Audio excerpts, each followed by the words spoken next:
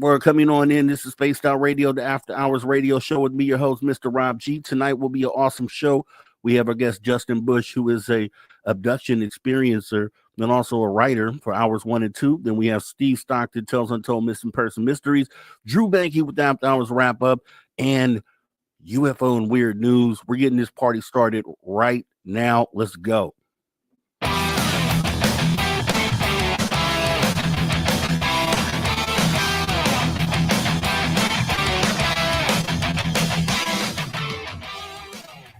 Greetings, space travelers. Welcome home. You just tuned your dial to Spaced Out Radio, the only place where you can own the night. I am your host, Mr. Rob G. And tonight, we'll be broadcasting on our terrestrial affiliates across North America, plus digitally on digital platforms all around the world. Don't forget, you can access our archives for absolutely free. YouTube.com/at Spaced Out Radio. And while you're there, please consider hitting that subscribe button. Also, don't forget to follow us on X and Instagram at Spaced Out Radio and that Spaced Out Radio Show. Our website is spacedoutradio.com, where the options are endless. You can stay up to date with the SOR Newswire. You can get yourself some official Spaced Out swag. Plus, you can rock out to the man you hear right there, Mr. Ron Bumblefoot, and oh, so much more. We're going to have a great show here tonight. We have Justin Bush, who is an alien abductee experiencer and also a writer. We're going to have him for Hours 1 and 2, so it should be awesome conversation.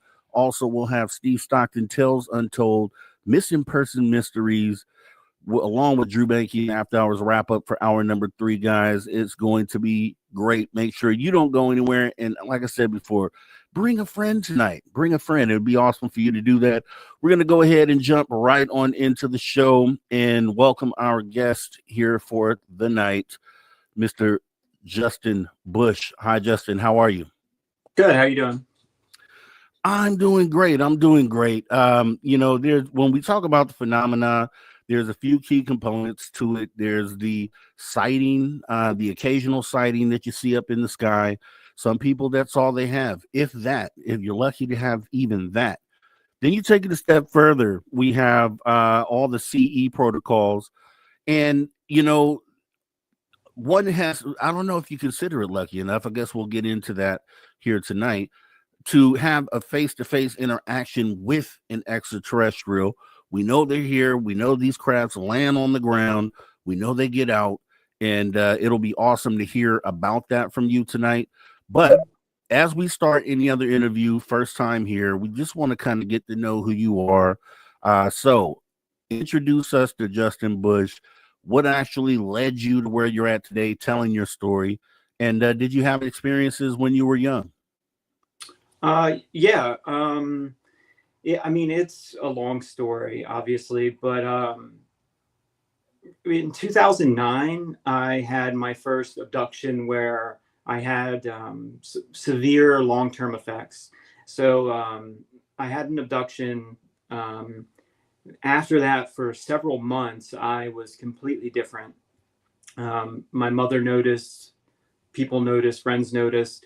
So that I call it like my awakening. That was a time when I couldn't deny that it was happening anymore. It had happened all throughout my childhood. It happened to my father. It happened. I wouldn't call my mother an abductee, but my mom certainly had encounters, experiences. When I was younger, you try to brush them off. You try to move forward. You're filled with questions. You don't have any answers. When I was 21 in 2009, it was so. There was just too much evidence. I remembered far too much of what happened. There was too much evidence. There was another witness, my neighbor. So he woke up and saw what happened. So when you have evidence, when clearly something happened, there's something physical that took place, it's really hard to kind of stuff it down. And so that was when I accepted that this happened. And it led me to kind of look at the things that happened in the past as well. And it kind of just brought it to the surface. But why I started to tell my story was because in I had no desire to tell anybody. It was more I had to just kind of deal with it internally and on my own. But in 2018, the encounters started up again. I had moved to a small mountain town, and basically I had what I would call like a government run-in.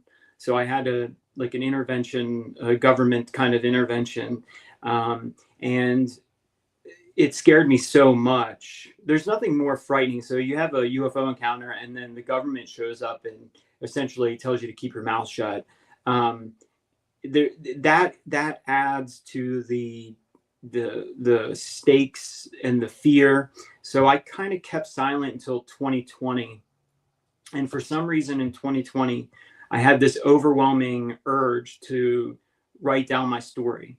And so I wrote it down in 2020, but I still had no desire to tell anybody, or I wrote it all down. And a few years passed, and I've kind of, I don't know, I had some personal issues. My girlfriend got sick, and I realized that I had this book that was just sitting there, and it was doing nothing. It wasn't helping me. It wasn't hurting me. It was just wasting space. And it was providing nothing to no one. It was just sitting there. So I decided to publish it in 2024. But yeah, I mean, it was a lot of little things along the way that just kind of, if something happens to me, my neighbor died a few years ago, and I remember watching them throw his stuff away. And, he didn't have relatives that wanted, so they went through and threw all of his things away. And I was standing there watching them throw all this stuff into the dumpster.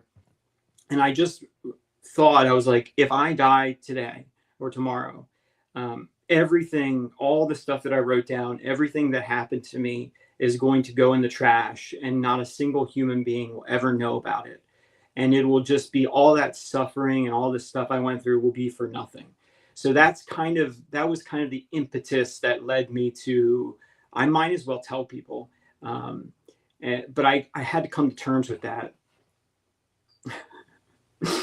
That was awesome. That's awesome. And yeah, it's, that's one reason why I tell experiencers that they should tell their stories. Like some people, I have a show where experiencers come on stage and similar to this, and they talk about their experiences, and they say, I've never told anyone this is the first time. And I'm like, all stories need to be told. Every story, don't feel like your story is not as important as the next person's story. It should definitely go on record, and it's just adds to the data that we have within this community to try to figure this thing out. So I'm glad that you saw that and you looked at it in that way. Now, having this experience starting as a child, so was it right off the bat, were you just on a UFO in your first experience, or did you have a lead up to this? Did you understand what was going on at the time? No, I didn't. I kind of, but not really. So this goes back to my earliest memories. My mother and my dad separated when I was about 4 years old. So I kind of know where, I tell people I was either 3 or I just turned 4 the first time I saw one of these creatures. My mom and my dad got in a fight, and my mom left. And I was in the bedroom looking out the window, hoping that she would pull back up the driveway. And I saw movement, and I saw this creature, and it popped its head up in the window and got several inches from me, and it started to talk, and I got really scared, and I just blacked out and woke up the next day. And I really didn't understand what happened. I don't know if I was abducted. I had no idea what happened. But that was my very first time seeing one of these creatures, but it just kept happening. Like 4 years old, 5 years old, 6 years old, 7 years old. When I was 5, my dad and I were driving, and he basically, we were going down to, there was a kind of a dead end road, and there are fields on each side, and we're driving, and I saw this light, And I just said, "Hey, Dad, what's that?" And my dad's kind of I don't know. I should have asked you, can you cuss on here? No. No. Okay. I should have asked before. So my dad is kind of a smart mouth. And so he kind of looks over and he sees the light and he goes, "Oh, it's a ghost." And he keeps driving. But the way the road is, we keep getting closer to it. So he starts looking over and then he mumbles to himself and he goes, what in Sam heck is that? He used more colorful language. But when we got about 100 yards from it, he stopped. It was an object. It was probably floating about 20 feet off the ground, and it had a bright light. And you could just kind of make out the shape of it. But the light was too bright that you couldn't really tell so much. You could just see it was kind of hovering there. So he stopped, and this thing came around the field, and it made first it turned a light on, and it shined this kind of spotlight, almost like a laser, into the field, into the trees, and it swept it from our right to our left. And then it made these two abrupt movements. It made an abrupt movement to our left and then an abrupt movement towards us. And it stopped, I'm guessing about 15, 20 feet from the side of my father's truck, and it landed. Wow. Door opened up. They got out. They surrounded the truck. One came to my side, two came to his, and they took him. But if you asked me at that age, like if you asked me what they were or who they were, or you said it was a spaceship, or I would have never said that. I had no idea. Like that, the one that came to my side talked to me. So I turned my back, and he was just a few inches on the other side. He was almost exactly 4 feet tall. His head was just above the window of the truck. And he started to talk to me. And I literally called him an old man because he was bald. And when he talked to me, he showed me the pyramids of Egypt. Wow. And he was explaining to me, I was like, "Who is this?" And he was like, I'm 800 years old, basically. And then he showed me the pyramid. I don't know why he did that, but I think he was trying to, thought projection or telepathy. I think he was trying to tell me that he was just an old person, like he had been around for some time. But I don't know if he was really 800 years old. I don't know if, that's just something that happened, So I had no idea who he was. To me, I just called him a little old man. I asked him for my father, and he told me that they would bring my father back soon and not to worry. My dad, when they released my dad panicked. I mean, he almost crashed. He literally drove his truck off the road. We jumped the ditch into a field, went sideways, jumped the ditch into the road.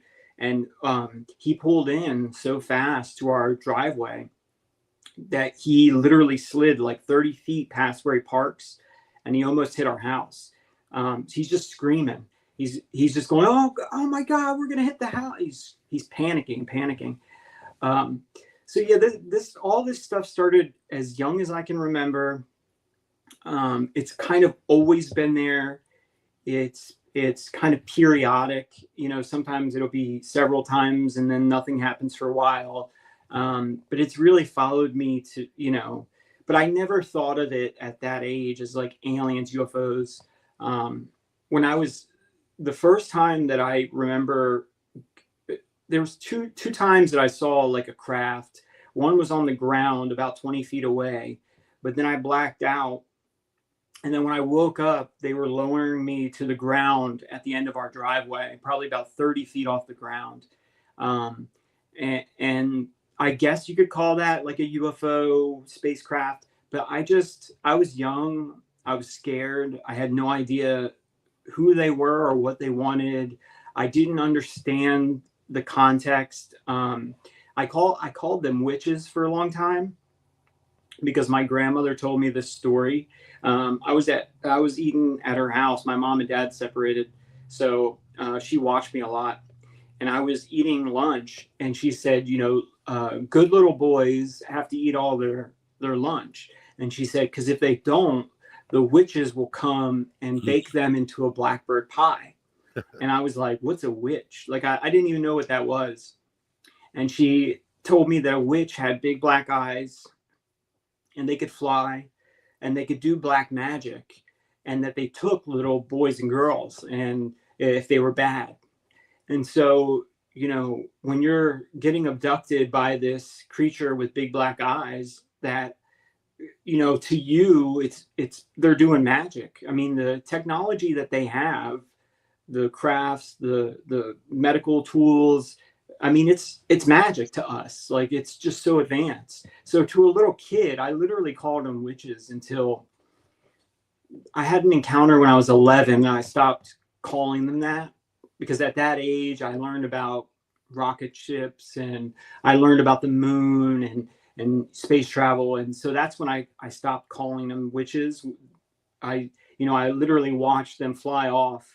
And I remember it was the first time in my life thinking, how do they beat the speed of light?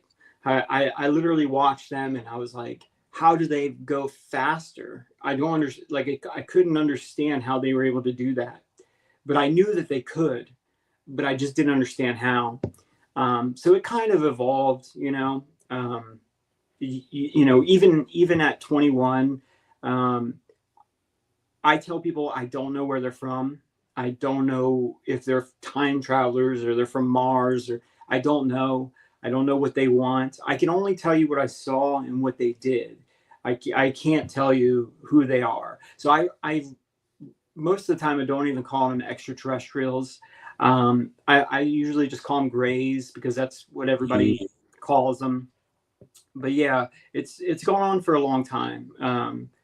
Just over and over, and I haven't had any encounters for a while now, but I tell myself, like, oh, maybe it's done, and then out of nowhere you're driving home one night and this thing comes down, and I don't know when it'll stop. I assume it'll stop one day, but it's just one of those things that's just periodic. You don't know when it's going to happen.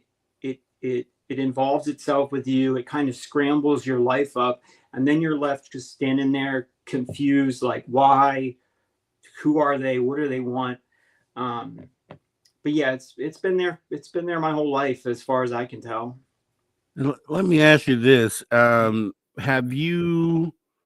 So let's go back to the incident with your father. Oh, sure. So you stated as well that he was an experiencer on some level. Obviously, Yeah. that sighting, and then potentially were there others for him, like Oh, prior yeah. to that? Oh, yeah. He doesn't talk about it too much, but yeah, he's had others. Let me think.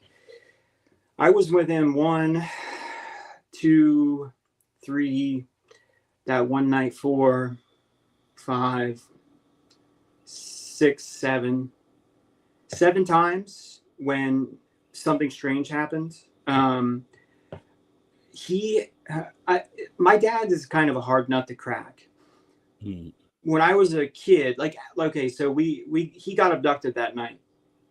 The next day, he like threatened me, and he was like, "Don't you tell anybody." And my dad's he's a really stern guy, so you can imagine being a kid. He was not nice about it. He told me not to tell my teachers, my friends, not to tell the school, not to tell he said, don't even tell family members. He said, if you tell anybody about this, he said, the government will come and they will take me away and I'll never see you again. Basically, I'm paraphrasing, but basically somebody will come and take me away. And he said, they'll lock me in a loony bin and you'll never see me again. When I got older, he started to talk about some of this with us. And he told me about one occasion where he was in the living room, everybody was asleep, and he was reading the Bible, which he did a lot back then. And he said he had an encounter that this thing stuck its head through a wall, like a gray alien. Yeah, I mean, he describes it exactly what we saw together. He just said he was by himself. There was another occasion he described what he called, he said it was either Jesus or it was he said he thought it might have been a woman in a dress. He said, but they had like a long white flowing kind of dress. He said he came out to the kitchen, he grabbed something to eat, and when he turned around, this figure was standing in the hallway. I was there that night, so I remember what happened. I was in my bedroom. So he sees this figure and he chases it down the hallway. It turns and it goes towards my bedroom. He bursts into my room, rips the door open, turns all the lights on, and he just starts ripping the house up. Like, he looks under the bed, he runs in the bathroom, he ripping everything open, the cabinets. He looked behind the washer and dryer for some reason. Like, he pulled them out and looked behind him. And I was just like, Dad, that's all I said to him. And he said, I'm just checking on you. I'm just checking on you. But he checked the back door. He didn't tell me what he saw until years later. Wow. But my mom saw the same thing, the same lady with this long white gown or whatever. My dad said it was like long dark hair. And he said, I don't know if it was Jesus or if it was a woman. He's like, but it was in the house, and he was like, it looked just like, it was just a person. And he said, but when I ran back there, I couldn't find it anywhere. He said the back door was locked. He said there was nobody there. My mom said when I was younger, we had a crib kind of area. She said that she would hear me crying in the middle of the night, and she would go and turn around the corner into that room. And she said that the same woman would be there. And she said as soon as she would start to panic, she would just disappear right in front of her. They also said that periodically that there was a rocking chair my mom fed me in, like she nursed. Mm-hmm. And they said often that rocking chair would start rocking on its own. And my aunt, I'm not sure if it was my mom's, I believe it was my mom's sister, but she came over one time and that rocking chair started rocking on its own. And then she panicked. She said she would never come back in the house ever again. She would never come to our house. So this weird stuff, the UFO thing, it's been my whole life. My dad has seen it. There was another time when I was 11, we were at a drive-in movie theater. I got taken. I walked away into the woods and I got abducted. And they let me go several hours later. And dozens of people were there. And this craft came up over the trees. It flew very slowly over top of everyone. And then it made a right angle turn and just shot into space, like in a fraction of a second. My dad was there for that. Yeah, I mean, he said he's had his own encounters by himself. And I know that there's been multiple times where he and I have been together when something really strange has happened. But yeah, I don't know. He just doesn't talk about it too much. So it's hard to say how many times, That's interesting. And I would love, man, is he still with us? Yeah, he's still around. Okay. Yeah. Oh, good. Because maybe that day will come, here in the future where you kind of get to get some of those answers from him. Because I would love to know what his analysis was of this phenomena, and even your mother as well. And we'll kind of get into that. I don't know if you have the answer to that or not, but we're going to go ahead and take our first pause for the night, our first break, as we get ready to get into more conversation here with Justin Bush. It's already been pretty epic and spooky as well, kind of elements of this story. So if you guys don't want to miss the rest of this, make sure you come right back here. Spaced Out Radio, the After Hours radio show with me, your host, Mr. Rob G. We will see you back here in just a moment.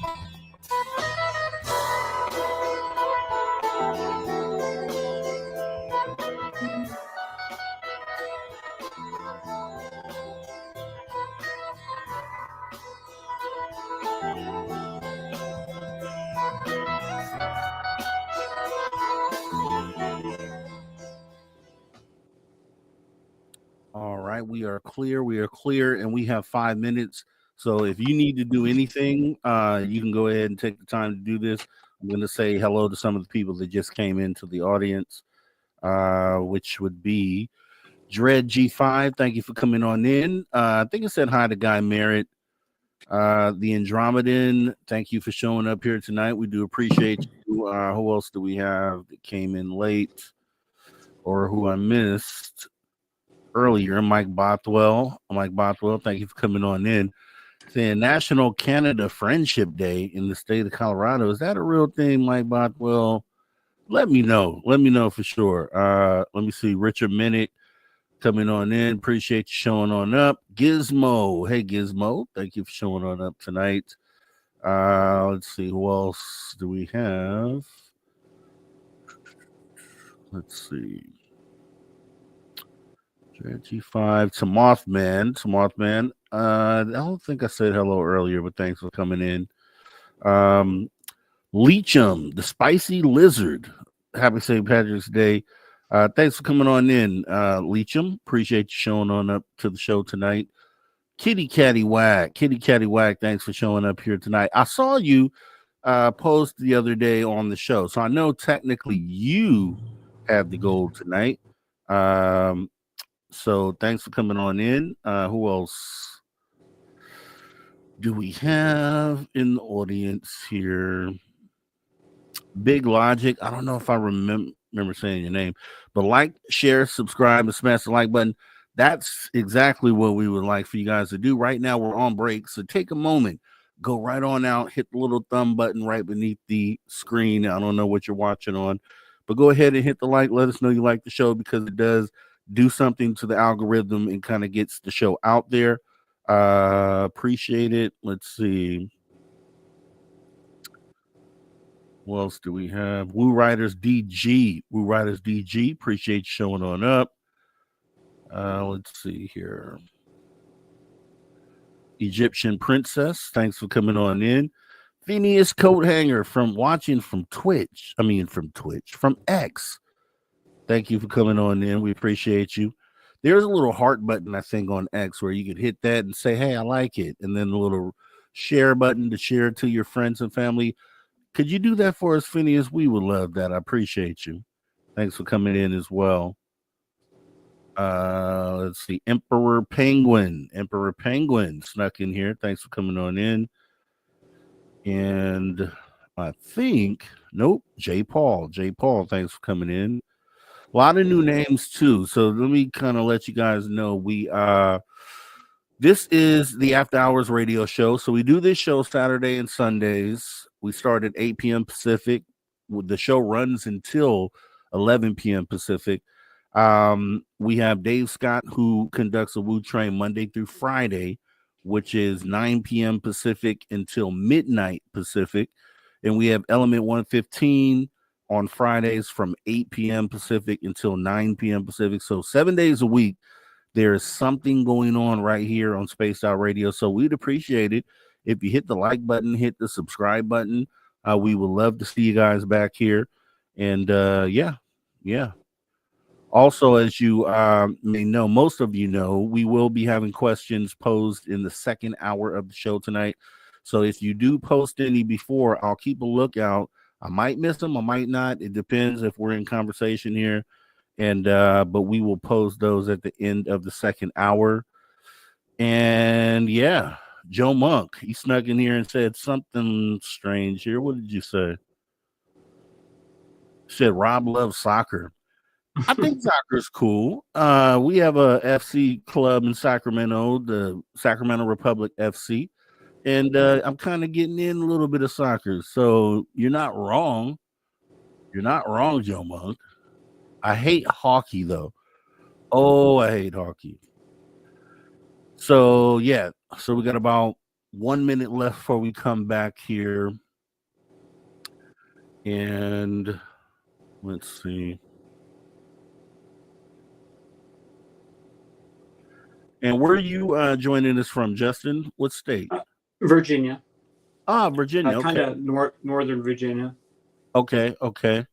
Yeah, I think we have a friend, Science Bob. I believe he's in Virginia. I know he's somewhere in the right. Oh, yeah. You know Science Bob? I think you're right. Yeah.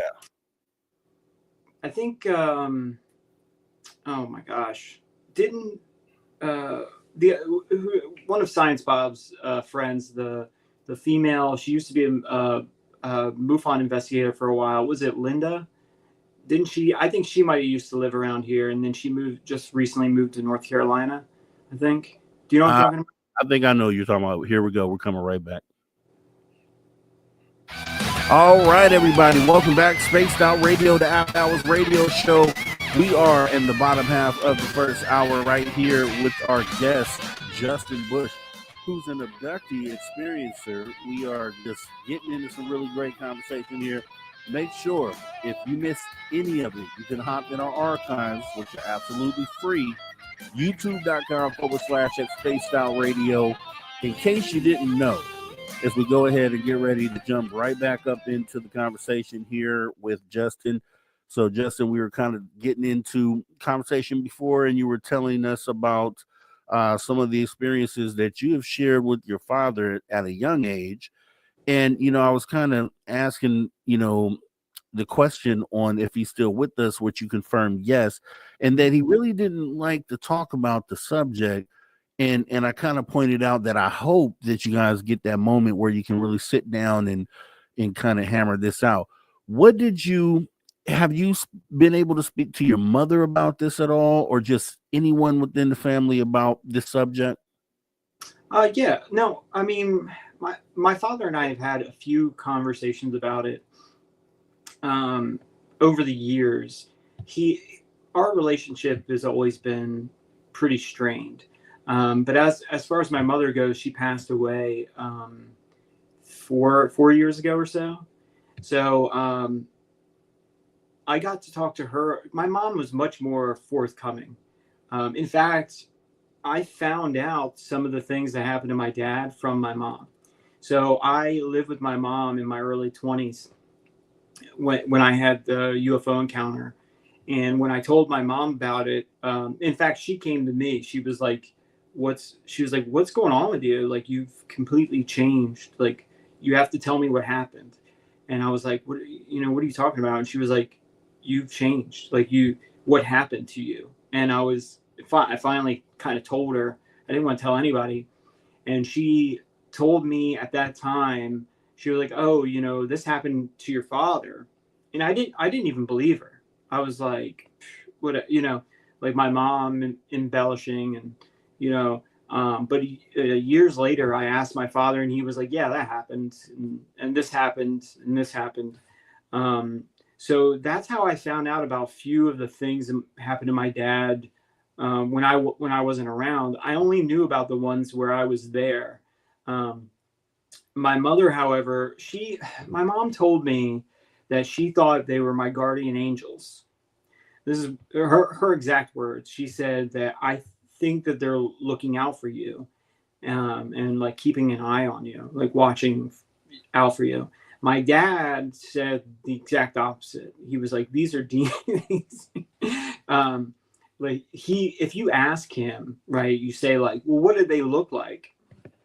He'll describe to you, he'll say they were wearing a black jumpsuit and they only had 4 long fingers and the big black eyes, and he will literally describe to you the picture perfect gray alien. And then if you go, well, what do you think it was? He'll say it was a demon.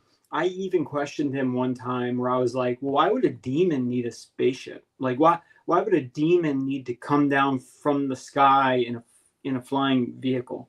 Why would the government show up and threaten your family because you saw a demon? You know what I mean? Why would they dispatch a helicopter to chase a demon? It just doesn't, so I think it scared him so bad that demon is like, it's all he's got. I think he knows the ridiculousness of calling them aliens or demons or angels or whatever you want to call them. But it's one of those things where I think they traumatized him so much. It's kind of like a big FU, where it's like they're demon, even if they aren't biblical demons, even if they aren't, spiritual demons, like they're little, I call them, I mean, I can't even say it. But I have my own special name for them too, because they're really traumatic, scary. They do some pretty horrific stuff to people. I don't think he actually believes that they're demons in the religious sense. I think he just calls them that as like a derogatory term, because he recognizes that, it'd be really weird for a demon to have a spaceship. Like, it doesn't make any sense. So yeah, I've talked to him some, but I just don't like to put words in his mouth. Same thing with my mother. She's gone now. The last thing she said is she hoped that they were looking out for me. Like she was like, they follow you your whole life, and hopefully they're looking out for you, type of thing.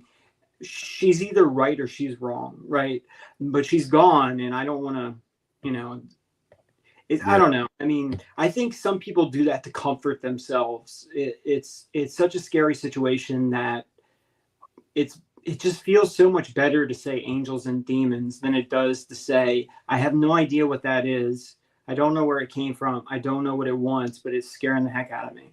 So it's kind of, but yeah, I'm sure my dad and I will have our day one day where maybe we can, I'm sure it'll happen one day. Yeah, and it's cool to hear the way that you have perceived, what it is that they have said in the past about these things. Because when you were saying what your mother stated, it just resonated with me and made a lot of sense. Like, these things are with you your whole life, and then the way that her depiction of them being guardian angels, and then your father with describing them to the T with the jumpsuits, and a lot, just essentially the way that a lot of people describe them as well. Did you it have you heard of abductees it all being a part of a bloodline? Have you heard that whole analogy where they state if you're an abductee, likely your parents were as well, and so on and so forth? Oh yeah, I've heard that, and I would argue that's probably true for the most part. I mean, it can't be 100% true, right? The abduction in and of itself, like flying down, landing somewhere, and grabbing some person, most likely, even if they do try to follow bloodlines, there's going to be a certain amount of kind of a mixed bag of grabbing a person here or there that might not have. There was this wonderful story. There was this guy. He had a farm. He saw a light outside. He went out there. He said he didn't know what it was, and then these creatures come up and they grab him, and he's terrified. He doesn't know what they are. They did some tests to him, and then he said that they told him that he didn't have what they wanted, what they were looking for. And then they released him. And then they walked away. And they flew away. They got in that little thing, whatever it was, and then they flew away. And he never saw him again, ever again. That's kind of the way I look at it. They clearly, every time they take me, it's always some sort of test. It's always taking blood, semen, skin scrapings, mouth scrapings. They're clearly looking for something. Now, whether that's monitoring bloodlines or whether it's something genetic or, it could be, I mean, who knows what it could actually be. Right. But clearly there's some sort of interest in, they abduct like my grandfather had an experience. I don't usually talk about it because he didn't tell me enough. So I just don't talk about it. But there was one time when he saw a UFO. I know for a fact he did. He told me about it. And I just so happened to be there as well. I wasn't with it. Like, just imagine, like, you have a house and you got one person on this side, but they both see the same thing. Right. So my grandfather and I had an encounter together, but we weren't with each other. My dad was there. My brother was there. My grandfather was next door at his house, and he saw the same thing. So, if you got your grandfather, your mother, your father, your brother, it clearly seems to be following bloodlines. So it doesn't surprise me at all. I just don't know what they're looking for. But whatever it is, they clearly, they have a good idea of it, clearly. Because if they're telling people, like, we need this blood from you, And then another guy, they test him and they go, you don't have it. Thanks, but no thanks. Like that shows intent. So I think the bloodline is probably, I think it's mostly true.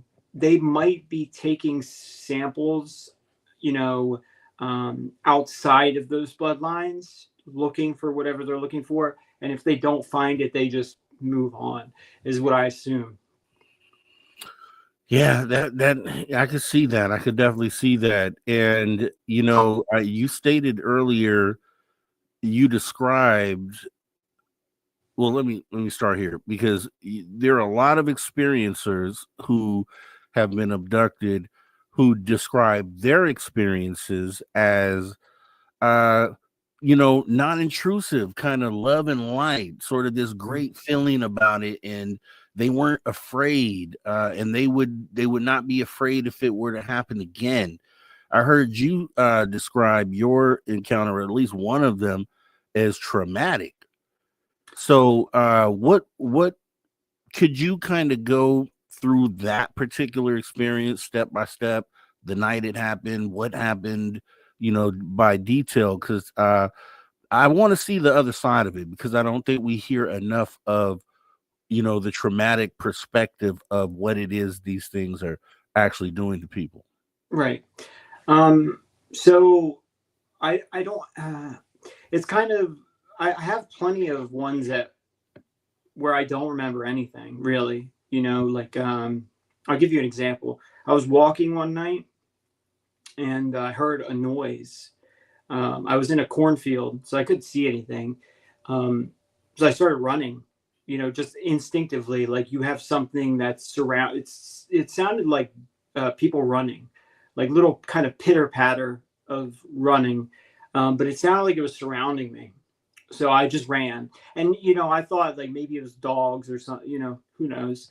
But then I blacked out, and when I came to, I was standing probably about 100 yards away at the edge of the field, and I had this overwhelming feeling like I was being stared at. And so when I spun around, there was a creature probably about 30 feet away from me. There was a 4-ish foot tall gray alien, and the moment that I locked eyes with it, I just panicked. It was like, oh my God, and then it turned, it made a 180 in about face, and it walked into the field. And the craft was sitting there. I didn't notice it because I was looking. It was a few feet. It had smushed down the corn and was sitting at the edge of the field. It turned around, this thing lifted up, it made a U-turn and shot off. I don't know what happened that night. All I know is my fear, trauma, I was scared. A lot of my experiences are like that, where you don't, I really don't know what happened this time or that time. And I have a handful that I would call kind of like in the middle, where they weren't scary, but they were kind of weird. There was one time I think it was 2016. So I went outside to go get something for my truck, and I went around the house. And as soon as I come around the backside of the house, I looked up, and about probably like 40 feet away, there was a creature, a gray alien. It was standing a few feet off to the side of my shed. And we have this big, powerful light out there. So it was kind of its face was kind of half enveloped in light from the outside light, where the shadow of the shed was kind of over part of it. And I froze, and I expected I was like, oh my God, it's going to abduct me. What do I do? Like I'm expecting to get taken. And then all of a sudden I was like, I'm going to grab it. I don't know why. I just was like, I'm going to jump on it and grab it. So I just started taking off running. It waited until I was probably about 20 feet away before it turned and started running. And I chased it behind another property. There's a fence into the darkness. There was a bunch of trees back there. And I got close. I probably got at least 12-ish feet from it. Like I was gaining on it. And I almost jumped and tried to dive and grab it, But I was in my mind, since I was gaining on it, I was like, oh, I'm gaining on it. So I'm going to be, if I just have to wait a few seconds and I can just grab it by the shoulders. It made a sharp turn behind this property. I was only maybe 3 paces behind it. And then when I cut that corner, I look and I don't see it. The moment it turned that corner, it was silent. Like I could hear its feet, as I'm chasing it. It sounds just like you're chasing your brother or whatever. The moment it cut that corner, dead silence. So I cut the corner and I'm looking for it. I'm like it disappeared. I'm thinking like it disappeared. So I turn around and I didn't realize it was hiding. There was a small cluster of trees and it was hiding right there. I just missed it. And so I heard something behind me. And when I spun back around, it was jumping a 4-foot tall fence that separated the property. So it grabbed that fence and just similar to a human being, it slung its leg over and it ran away. That wasn't, I wouldn't call that, it wasn't that bad. It wasn't super traumatic. It wasn't the worst thing in the world. Probably one of my worst ones, I don't remember what happened at all. About 3 years ago, all I remember is them cutting my leg open that night. And the next day I woke up with an incision on my calf muscle. And for some reason, I was so traumatized. Like I knew that they had done surgery to me. I knew I had been taken, but I had no memory of how, I just don't remember. I remember seeing a creature in the doorway and then I blacked out and then I woke up somewhere else and they're doing this surgery. I black out and I wake up in bed with this like 2-inch long incision on the inside of my leg. That was probably the most traumatic one, but I don't remember anything. Like it's, I don't know why it was so traumatic. I wonder about it all the time. But in 2009, that's the one that I remember the most. I remember probably the most amount of time from that entire abduction. And I was in the basement. Technically, we got a house together. So my mom has a bedroom upstairs and I'm in the basement. It was just her and I and my dogs. So I'm watching TV. I hear a sound. And so I sit up and swing my leg off the bed to go kind of check it out. So I yell and I was like, well, maybe it's one of my dogs. Maybe they snuck downstairs. And I was like, hey, get out of there. And I stopped and waited and there was nothing. So I turn around to go. So in my mind, I'm like, oh, my dog. Okay, so I hear a noise. I'm like, my dog must have snuck downstairs. Maybe I wasn't paying attention and it's doing something. So when I jumped up to go around, I'm thinking like, oh, I'm going to yell at my dog and kick him out of there, whatever he's doing. The moment I turn around, like 6 feet away from me is this creature. And it's coming at me really fast. So I tried to reach over and grab this knife that was on my end table. And I was just thinking, like, I got to stab this whatever this thing is. I got to protect myself. So I'm thinking, like, I just got to stab this lady. The moment that thought kind of crossed my head, so we were locking eyes. She threw her hands up and stepped back like this and told me telepathically, she was like, I don't want to die. I don't want to get killed. And she was thinking about me stabbing her neck and dying. And so she threw her hands up and then I realized that I couldn't move. So I'm like, oh my God, I'm frozen. My hand is just hovering over the knife. Like I've got one leg off the bed. I'm almost completely off the bed. I'm have my butt on the corner of the bed and I'm just standing there frozen. So in my mind, I'm like, oh my God, I can't move. The moment that she read my thought, like the moment that she realized I was frozen, she stepped forward. She put her hands down and stepped forward and yelled at me. And she said, violence will not be tolerated. We mean you no harm. But in like a booming voice. So at that point, I'm frozen and this other creature appears, and it was like a digital, it was like a randomized, like you know those old pixelated transitions. So imagine you have a flashlight and you're shooting out light, right? But what you're shooting in front of you is a picture of what's behind you. Okay. It was like when this creature turned that technology off, it was like a random digital transition until I could see him. It's very hard to describe. But anyway, as I'm watching this creature appear through this pixelated thing, I'm in my mind, I'm like, oh my God, what is that? He literally read my thought and said camouflage. And he like telepathically told me that this was a technology. He had touched his hand like this across his chest. And he was telling me that there was some sort of device inside of his hand. And he was putting it up to his chest to turn this projection-based camouflage off. But then he threatened me. So he answered my question when I was like, oh my God, what is that? He was like, camouflage. And then he was like, angry he wanted me to let me know that he was like, maybe not angry. I don't know. Violent. Like he was ready to be violent. I don't know how to explain that to you. Like he wasn't mad, but it was like, I will kill you type of thing. Mm-hmm. He didn't say that. He just was like, he turned to the other creature who's 3 feet away from him, and they had an open communication. I could hear everything. He said to her, we should kill him.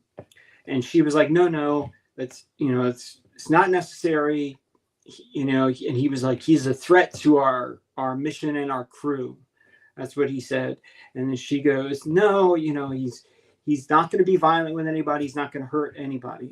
And she turned to me and she was like, are you? Like she knew that I was listening. Like this was like an open, I don't even know how to describe it. Maybe it was a bit of theater. Like they wanted me to know that they would kill me if I continued to be violent. Wow. Maybe, I don't know. But she turned to me and she was like, he's not going to hurt anybody. Are you? And that's when she turned and looked at me, and I was like, no. I mean, they beat me. I was completely frozen. I was terrified. I had no idea, what they wanted or why. I hadn't seen him, and last time I had an encounter was 7 years before that. So about 6 years, something like that. So this was a surprise. I was terrified, and I was like, no, I'm not going to do anything. And she told me that she was an anthropologist. This is the way she described it, that it was her job to make contact. Her job was to make contact with the human being for this program, and that she was, like an anthropologist, she was an expert on humans. He told me at that point, he's slightly shorter male, he told me that he was the military liaison with this mission.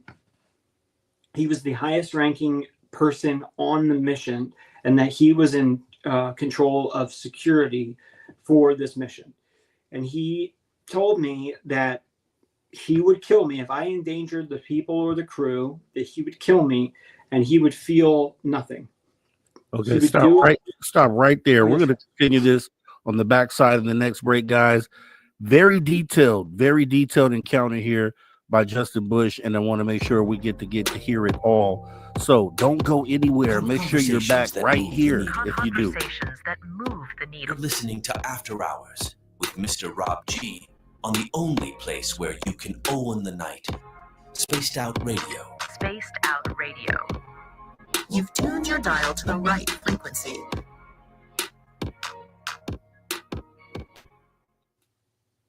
All right, we are clear. And we'll pick up right on that story right when we come back.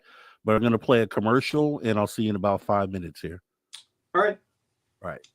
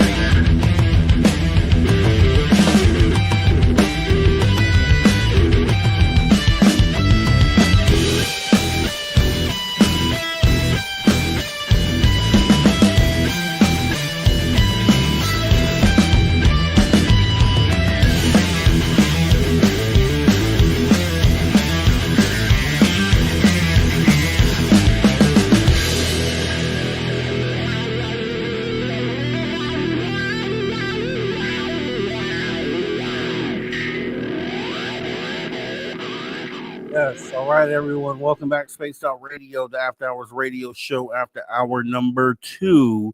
We're going to be jumping right back into the conversation here with our guest, Justin Bush. He was right in the middle of the story, getting really interesting. We're going to jump right back into it. We have about 20 seconds here. Definitely want to make sure that you guys pose your questions this half hour. Put them in caps so I can see them. And we'll pose those to Justin on the back half of the hour as we go ahead and bring him back on stage. We got about 5 seconds left before we go to radio. And here we go. All right, everybody. Welcome back. Spaced Out Radio after hour number 2.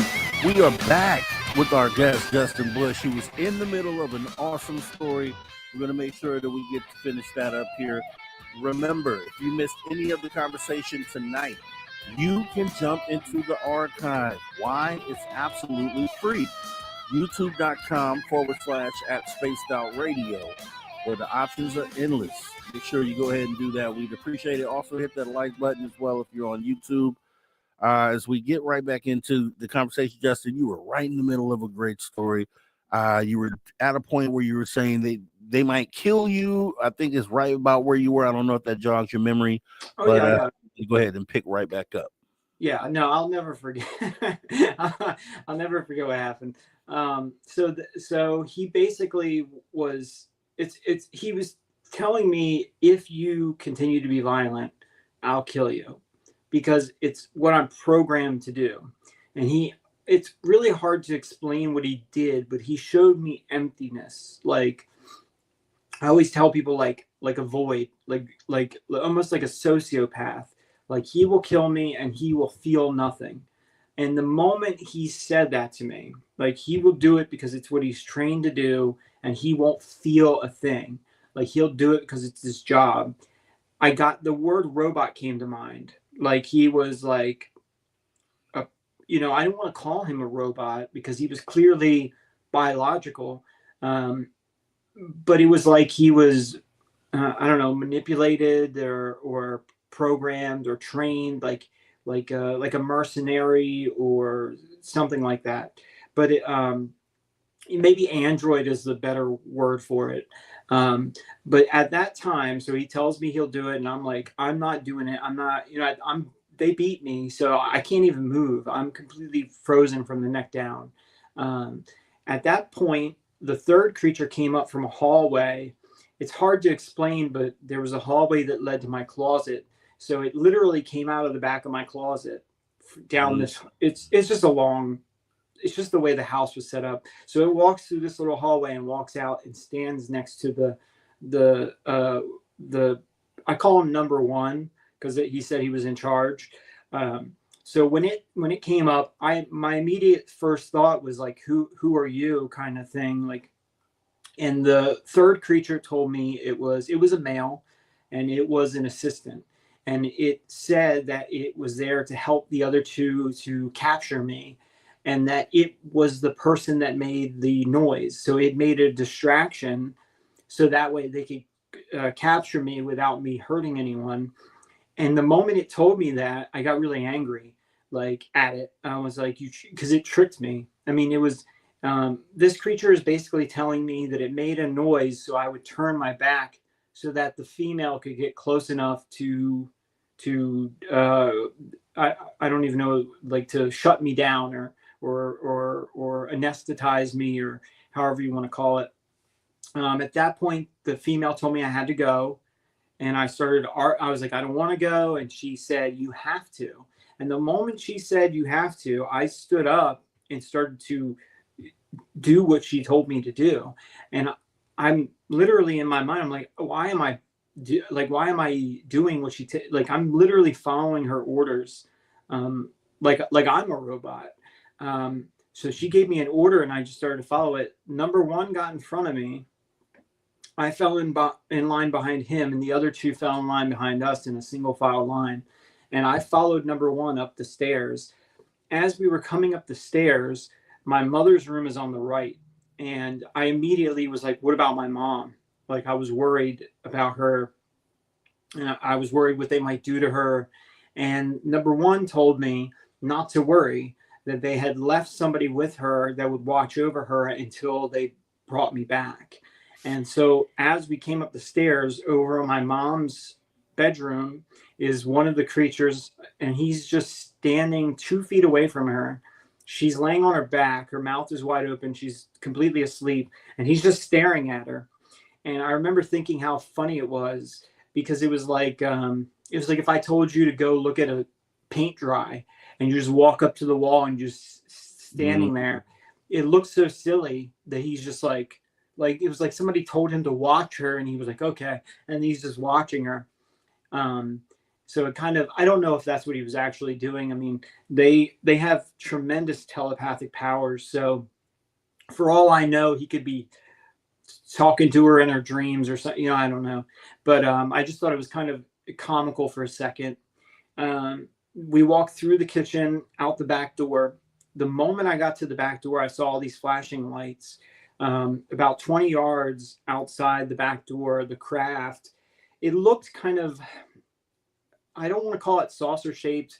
I usually call it tic tac shaped, but it was bulging in every direction, kind of like a perfectly symmetrical egg. It was probably 40-ish feet long. I'm guessing maybe 12 to 14 feet tall, maybe. So I follow them across the yard. I have no socks on. I have no shoes on. I can feel the grass, I can feel the outside air. We walk across, and these lights are so blinding that you can't really tell the shape of the craft. They're too bright. But when we got about 15 or so feet to the craft, the lights weren't blinding anymore. You could see them as individual beams of light. Like if I had a flashlight and you were standing close enough, you could see like it's just a beam. But if I shined it right in your face, it would blind you. Once we got about 15 or so feet, you could see these flashing lights from all over the skin of the craft. And it was like a laser, almost like a laser in brightness, but they were coming out in a conical shape from the craft. I couldn't see any, like if you saw like a bus, you could see where the light comes out. They were coming from like a pinpoint from the skin of the craft, and you literally couldn't see any lenses or anything. But the craft curved, and it was this big kind of cylinder-shaped, egg-shaped cylinder. When number one walked up in front of me, in the darkness, I thought that it was a ramp. It was my first inclination that it was some kind of ramp. As I was walking up behind him, I tripped. And I fell right into him, and I put both my hands on him. I knocked into him pretty good. He didn't fall down, but he kind of stumbled forward. My first reaction was like, I couldn't believe how heavy he was. Like he was much more dense and much heavier than I suspected. I'm guessing 50 to 80 pounds, but they're so skinny that I just didn't, I don't know. I thought they would be much lighter. His clothes that he was wearing were like woven, but they felt very synthetic, almost like a plastic, like a woven plastic. And then there was a cushion, like maybe half an inch, 3/4 of an inch of really soft cushion. And then I could feel like the bones in his back, like his shoulder blades. But anyway, I tripped into him and knocked into him. And then I was like, what did I trip over? And I'm looking down, and I could see the steps. I thought it was a ramp, but it was really stairs. And the steps were really small. They were maybe only 6 inches wide by like six inches tall. They certainly weren't made for, like my foot couldn't step on one step. Like my heel would hang off. They were really small steps. So I tripped into him, and then he stepped a few feet forward, and he turned around in the doorway. It was an arched doorway. And I guess I should tell you, this entire egg-shaped thing was silver, like a pewter silver color. So anyway, I was scared, and I was like, oh, he's gonna kill me. He's gonna think I did it on purpose. It was my first thought, like, because he had just threatened me like 2 minutes before. So when he turned around, he locked eyes with me. He let me know instantly that I wasn't in any trouble. He understood that I tripped, and he knew it wasn't intentional. But then in my mind, I was thinking, I was like, why did they build it this way? The steps, like, I didn't understand why they built it this way. And it was just in my mind. And he was like, well, we have to build this way for gravity. And he showed me this black and white schematic. I will never be able to explain this to people, but it was like an animation of an architectural drawing. It was white background with black lines, and it outlined all the major components of the craft, but it moved, and I could see the ramp. It went up like this, and then it slid underneath the first floor of the craft. So like there was only one floor you could walk on, but there was an underbelly of the craft, and then there was some sort of components in the top, like a small top section. So he's telling me we have to build it this way because of gravity, because when they land, they turn off the field, and the entire gravity, the entire craft is subject to gravity of wherever they landed. So, so everything was like curves and perfect angles and really smooth domed shapes. Like everything was these really smooth shapes. He showed me this schematic before I even stepped inside, so I hadn't even seen the inside yet. But he sends this to me, and then he turns around and he kind of ushers me with his hand to go inside. When I stepped in, I looked to my left, and there was a curved hallway with like I-beams that were stretched out really, really thin along the inside wall, but then they got thicker above your head on an arch down the hallway. When I turned to my right, there was 4 creatures immediately as soon as I turned to my right. There was like a little control area at the front of the craft, and because it was circular at the end, you know, like an oval, they had these tables that went around the outside edge of the craft, and they had chairs that looked like barbershop chairs with the pedestal. They looked like those 1960s, 1970s egg chairs, but they were, everything was silver, like everything. So there was a creature sitting in the egg chair very close to the door with a little table that was up against the wall that it blended seamlessly into the wall. And then there was 2 more, and then there was there was a 4th center chair that didn't have anything. It was just in the middle of these 3 other chairs and tables. And there was a creature standing right next to it.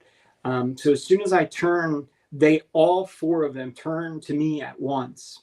And I locked eyes with them, and they told me that they knew what I had done, and they were referencing threatening the female. They knew I had threatened to kill her, and that they wanted me to know, all 4 of them at the same time. So telepathy is weird. So they wanted me to know, they knew what I had done, and that they were going to keep an eye on me, and they were going to consider me a threat to the ship and the crew while I was on board their craft. After they told me that, I kind of felt bad for a second, and I think they knew that I was just reacting. But anyway, after that, they each told me their jobs. So one by one, they kind of introduced themselves. The one said he was the captain. He said he was in control of the actual movement of the craft. So he literally controlled like piloting the vehicle. There was one that was, I want to make sure I say this right, but there was 3 of them. One said that they were in charge of communications. The other one said that they were in charge of internal systems. And then the other one said he was in charge of external sensors.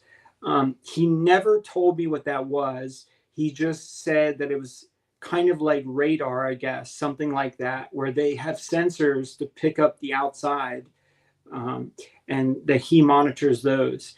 They never elaborated on what kind of communications. They never exactly elaborated on, when he said internal systems, I got the sense that he was talking about like machinery, like a reactor, and like it was feeding energy to the components inside, and he was monitoring that. but he never elaborated. So anyway, at that point, I was turned. Oh, excuse me. At that point, number one. So we're just inside the doorway. We haven't gone very far. We're kind of in the middle of that hallway and the cockpit area. Number one turns to me and tells me I gotta get naked. So I was like, do I have to? And he was like, yes. And he made me. The same way the female manipulated me, like made me. So I took my shirt off, and then he was like, you have to take off your pants. And I literally was about to ask him if I could keep my underwear on. And for whatever reason, I just was like, whatever. And I just took them off. I was worried that if I don't know how to explain this to you, but they kind of give you this if you do what they say, they won't make you. And so I wanted to keep my underwear on, but then I was afraid that he would force me to take them off. So I just did it on my own. He didn't make me take off my pants. He said, you have to take them off, but I just did it on my own. And then he took me down the hallway. Down the hallway, there was one doorway, and it was just on the right, a few steps down into the hallway. And I went in that room. In that room was a table and two little tables next to it with like tools, like a glass rod and a few little weird, I don't know what they are, but some of the stuff looked like it could be from somebody's kitchen. It didn't look like, I had no frame of reference for what it was. They were just little tools. So anyway, they brought me in there naked, and I sat down on the table, and the three that had come in left. So they all turned and walked out. After they walked out, and some of them turned left and some of them turned right down that corridor. I think most of them went right. Two other ones came in from the right-hand corridor, and their skin was blue, like patchy white blue skin. They looked just like the other ones. I mean, they looked almost the same, but the ones with the black turtleneck thing, like the cat suit or whatever you want to call it, their skin was very like tannish. I don't even know what color you call it, but it was like it wasn't gray. It was like a medium kind of tan color. These two creatures, the moment I saw them walk in, I was like, oh my God, are they naked? And the one creature said to me that they had a very thin suit on, like a very, very thin protective suit.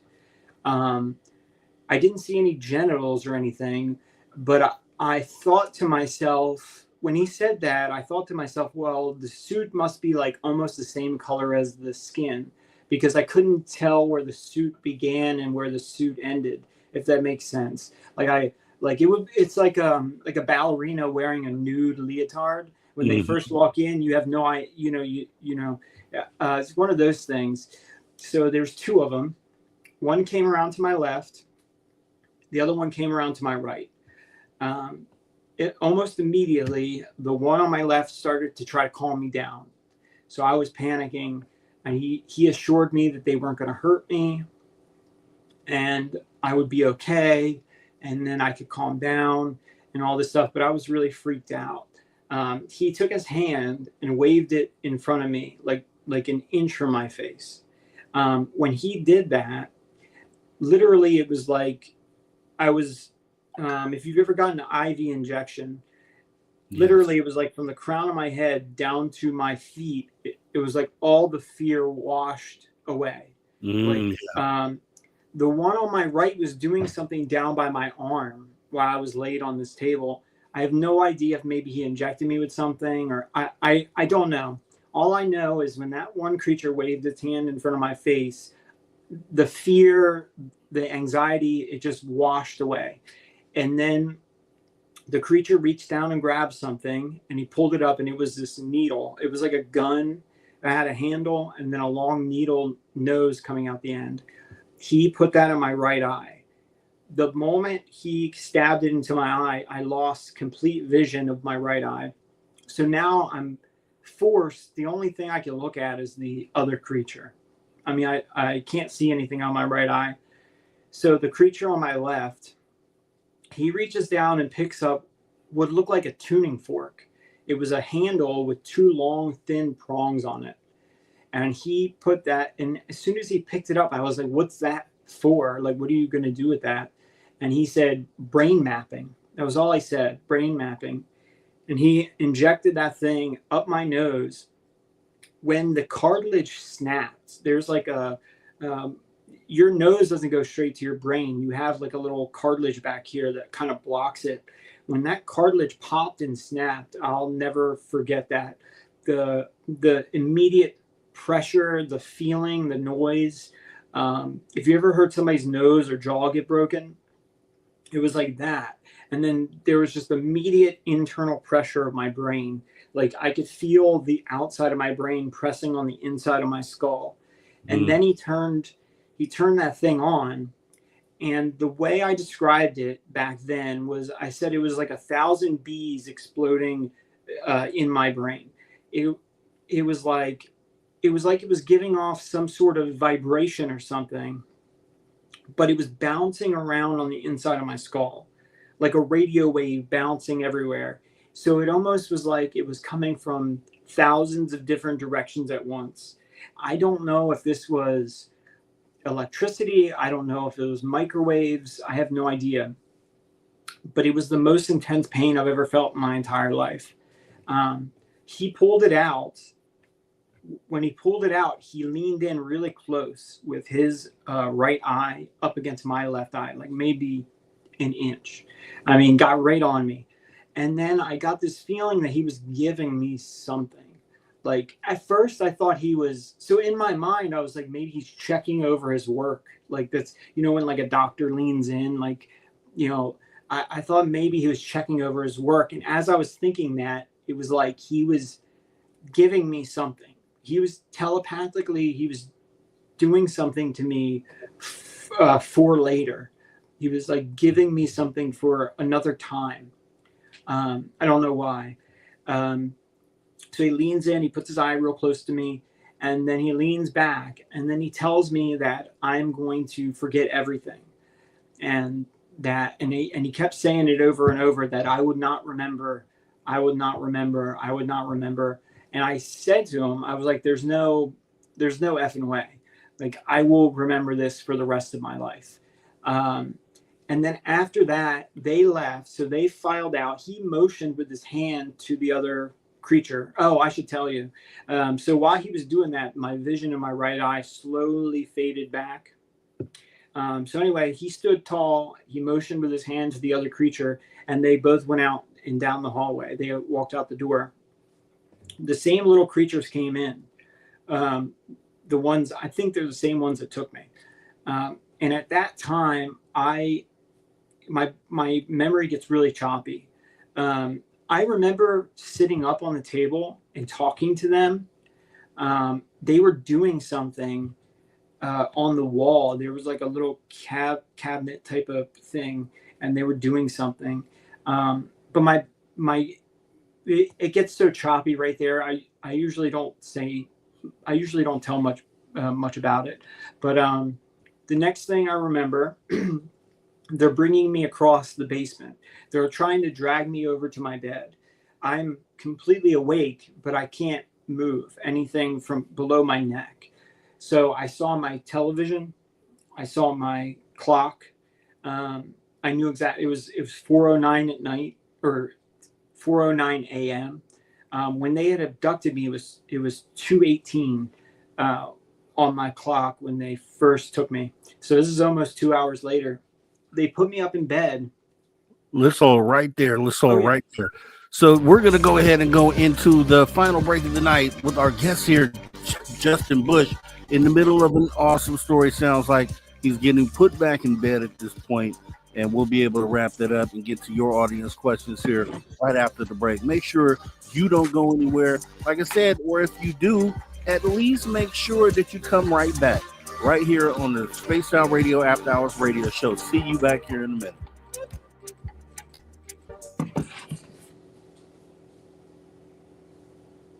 All right, we are clear, and man, I'm just enthralled with the story. I'm just in there with you, and so is everyone else. I'm just reading through the chat as you go. We will take a 5-minute break here. Once again, you have time to do anything you need to do. If you need to step away, you can definitely do that. Otherwise, we got about a little under 5 minutes before we come back.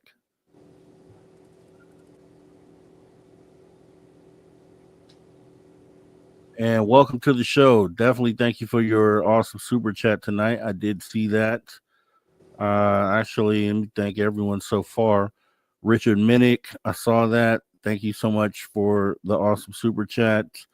Support of the show. Miss Catherine Jones, same thing. To you, and said Flat Six is here. You must mean I must have forgot to say Flat Six, which is crazy because I always say hi to Flat Six, but Flat Six, shout out to you. Thank you for coming in tonight. I can't believe that was something that I did or forgot to do right here. Let me y'all jump on the screen while the guest steps away. And let's see, what else do we have? I do have a few of your questions here that I was able to pick up during the last half hour here. So make sure you keep them coming. Keep them coming. I will go ahead and mark this one also. And let's see. That is so awesome, Blue Cruise. Tune in to multiple YouTube channels, SOR Live, After Hours being one of the best and my favorite. Hello, all. Thank you so much, Blue Cruise. You know, we just try to do what we do here. And it's definitely awesome that you are looking at that and pointing that out. So thank you so much. Also, Tim James stepped in the building, said Mr. Rob G. And also Tim James, guys, if you don't know, I just talked about spacedoutradio.com is the website. Tim James has been doing work over there. And if you go to the host page now, you see me on there. Now I'm on there now. It's updated thanks to Tim James.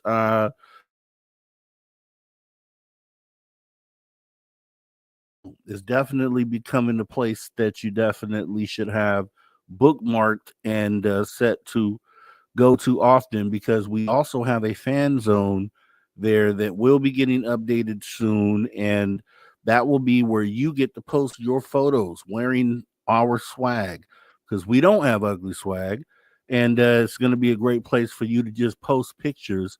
So you'll be able to submit them there. Make sure you bookmark the spacedoutradio.com website. It's going to be a lot of cool things coming there.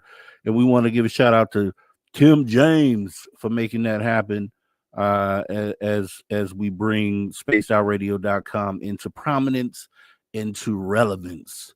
So once again, appreciate you, Tim James. Also want to thank Bob Thorson for the super sticker tonight. Do appreciate you, sir. Thanks for showing your love and support of Spaced Out Radio and the After Hours Radio Show and what we do here on the weekends. And that's the thing, you know, I know a lot of people are Monday through Friday viewers, and it kind of coincides with your work week, right? You get to the weekend, it's like, hey, I'm going out of town, I'm going to do these other things. And so, you know, we get the weekend, the people who are kind of chilling, sitting around, looking for things to do. That's who we get here. But you should make the After Hours Radio Show part of your normal schedule. Even if you go out of town, even if you hit the road, make sure you have the notification on so you know when we go live, because it's great programming when you're away. It's great programming when you're at home.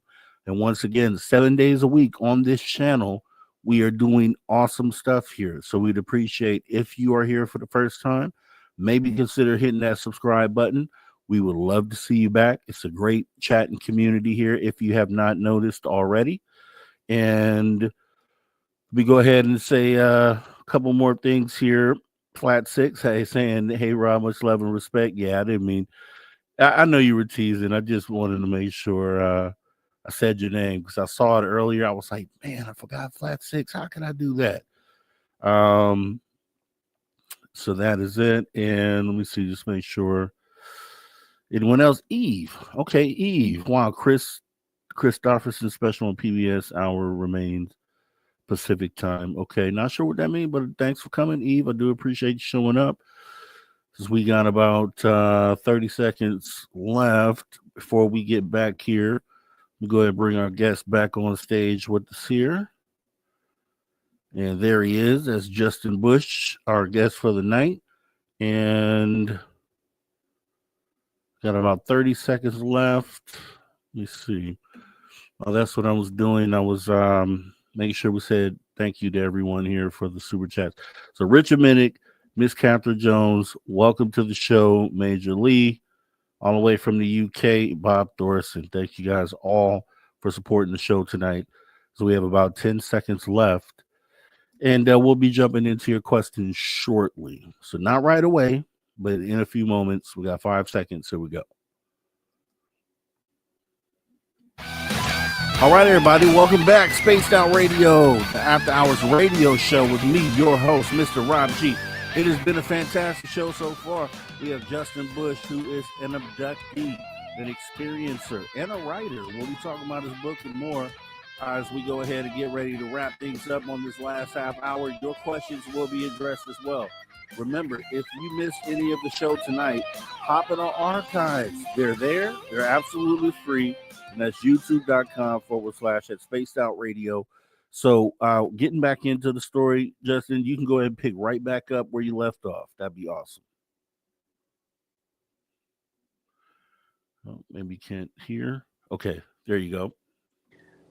So it was pretty simple. They brought me back, they let me go, and then I watched them leave. And I remember thinking, watching them walk in that single file line, they did something that was really strange. They pivoted at the exact same mark, one after the other, without talking to each other, and they just walked upstairs and out of sight. And I remember thinking, they reminded me of ants, the way that they march together. But yeah, that's really pretty much it. I laid there. I tell people that I think I fell asleep with my eyes open, because even though when they first brought me in, I could see the clock.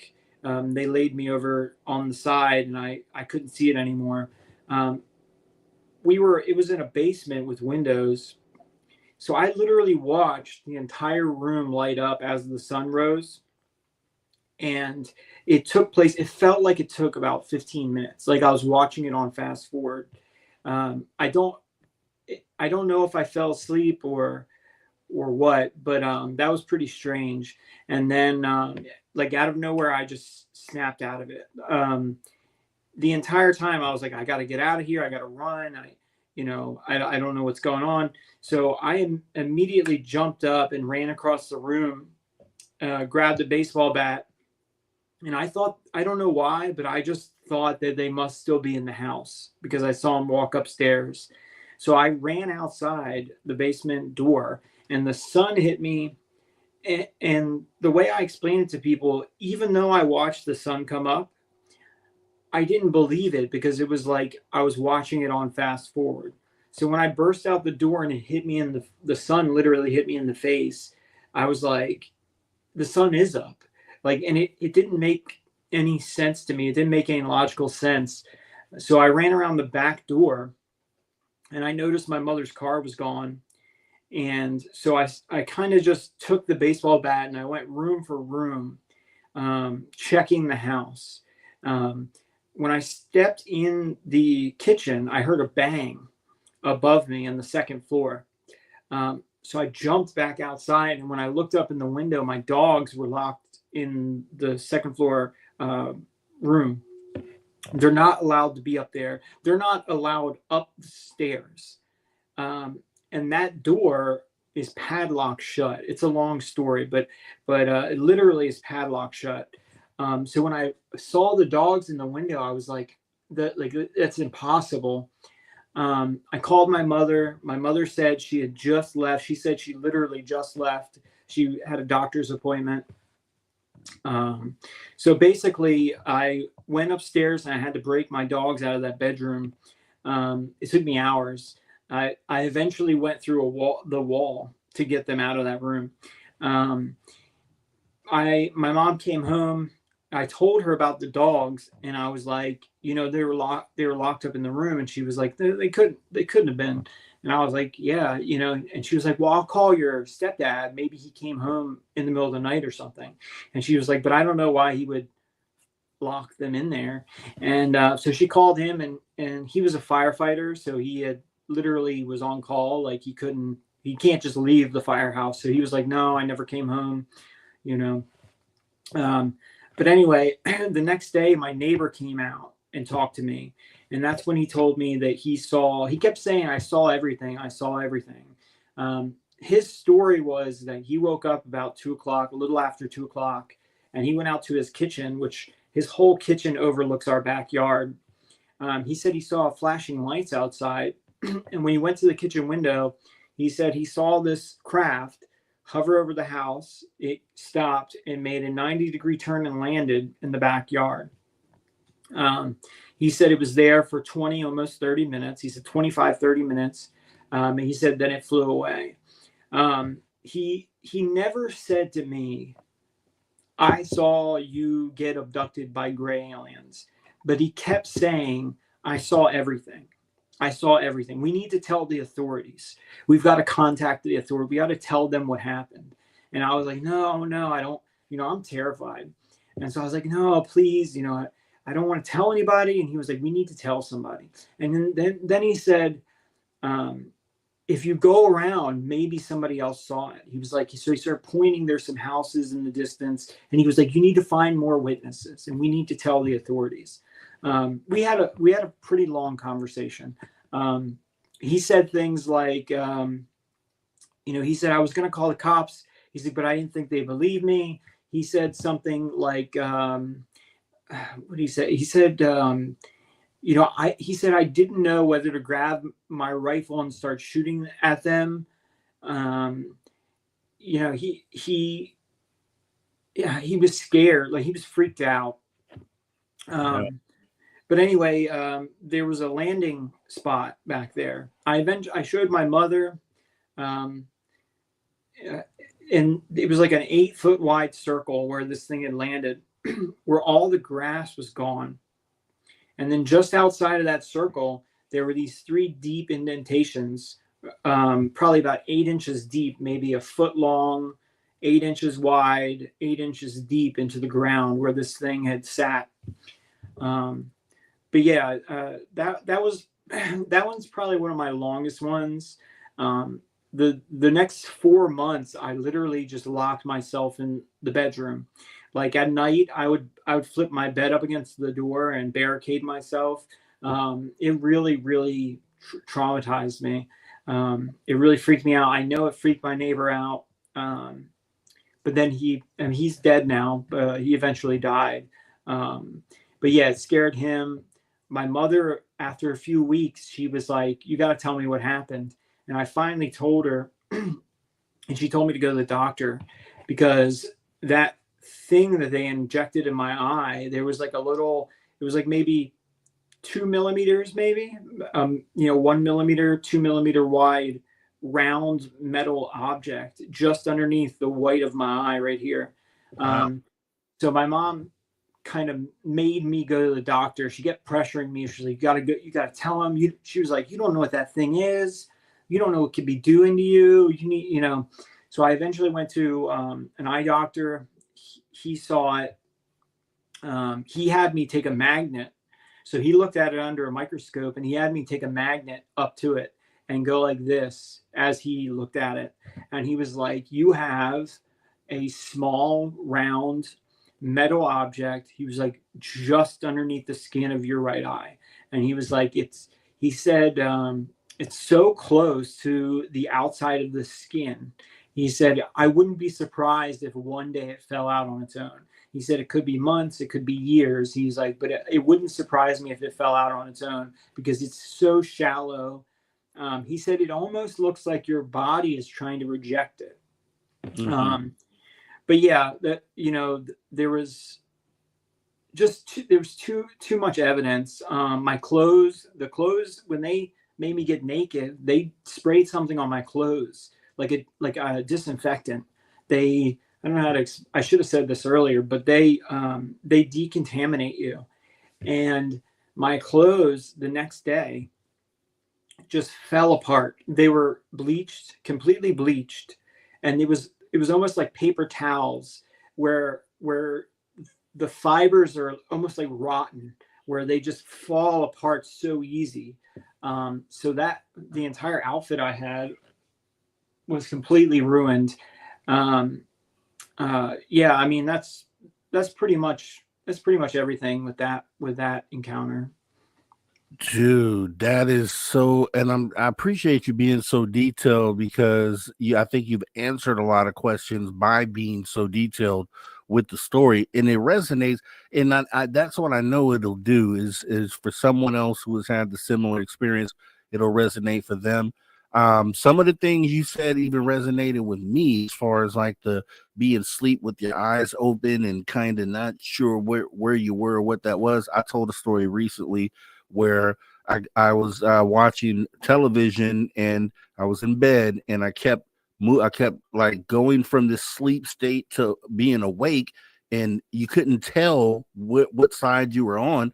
And when I was on the sleep side, I believe I felt something grab my leg on that side, and it was just this crazy experience. But I'd love to have you back to talk about that. Also, because we're running up right against the end of the hour, do you have about 15 minutes after the break? Because I'm sure some of these questions are going to take us into the end of this hour.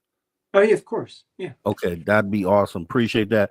So I wanted to touch a couple things before we jump into the audience questions. So one of the things was the government visit that you mentioned in the first hour in 2018. Can you give us a brief thing about what happened there? Yeah. So basically, I had a bunch of encounters with alien UFOs, whatever. One of the times I was driving and literally picked the car up and dropped it onto the road. Anyway, so I don't know what happened. I don't know how they found out about me. I reached out to the FBI, but also it's such a long story. So my girlfriend didn't believe in any UFOs or anything. We got together, and in 2018, she's seeing all this crazy stuff, and she's like, "What is like?" She didn't believe in any of this stuff, and so she's having these experiences with me, and she's like, "What the hell is happening?" So what ended up happening was she saw how traumatized I was, and she was like, "You should join there's got to be a support group or something." So I joined a support group. And she also encouraged me to start videotaping, taking pictures, photographs of the stuff that was happening. So I did, and I was posting them on this support group. That's when I got hacked.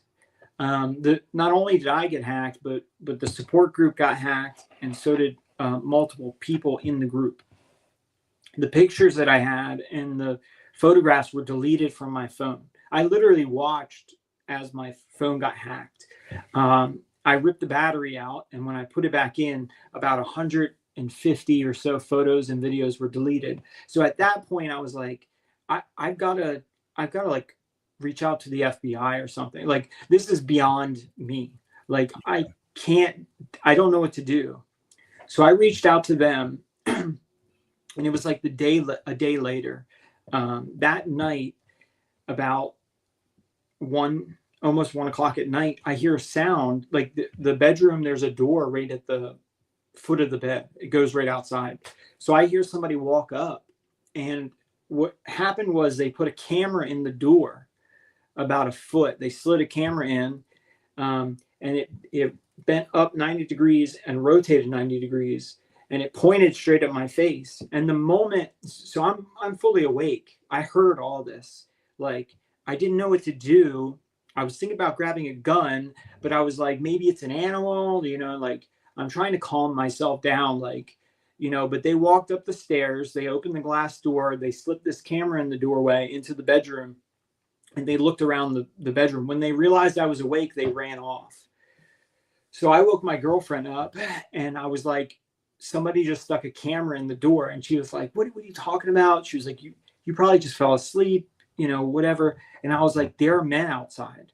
And I was like, they just came up to the back door and they put a camera up. And she was like, there's nothing out. She was like, it's nothing. I'll show you. I'm going to show you. So she put her boots on, swung her jacket around, and stepped outside. And she blacked out. She doesn't know what happened. After about 45 minutes, I went outside, and she was out there, and she was just like drugged. Like her eyes were rolled in the back of her head. There were men out there. I'll just try to keep it short, but there were several men with headset radios in black military fatigues, black boots, black pants. They grabbed her first, and then when I went out there, they grabbed me. They were radioing to each other. Like when I stepped outside, I swear that one guy, I think he said the target's outside. I swear that's what it sounded like. He went, but yeah, anyway, they grabbed me. They drugged me and interrogated me for about an hour and a half. And then they just kind of let us go. And when they let us go, we immediately went outside, like within seconds of them letting us go. And this craft that I didn't even notice it was landed in the field next to the house. It was so black that this craft, I didn't notice it until it lifted off the ground. Once it lifted off the ground, it flew over top of us and flew away. So that's what happened with those guys. They asked me, all of their questions were about the UFO encounter I had like 2 days before, like a 2 nights before. What did they look like? What did they say to you? Did they give you anything? Did you take anything from them? It was just a bunch of questions about the UFO encounter I had.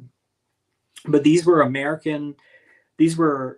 military guys, American accent, highly trained. Like, I mean, I've been around military people.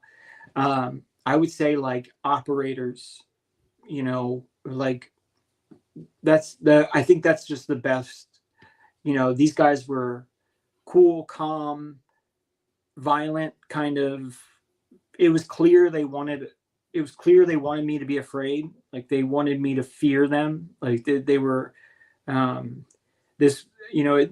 weren't just investigating. It was kind of a like if you say anything, nobody will ever see you ever again type of thing.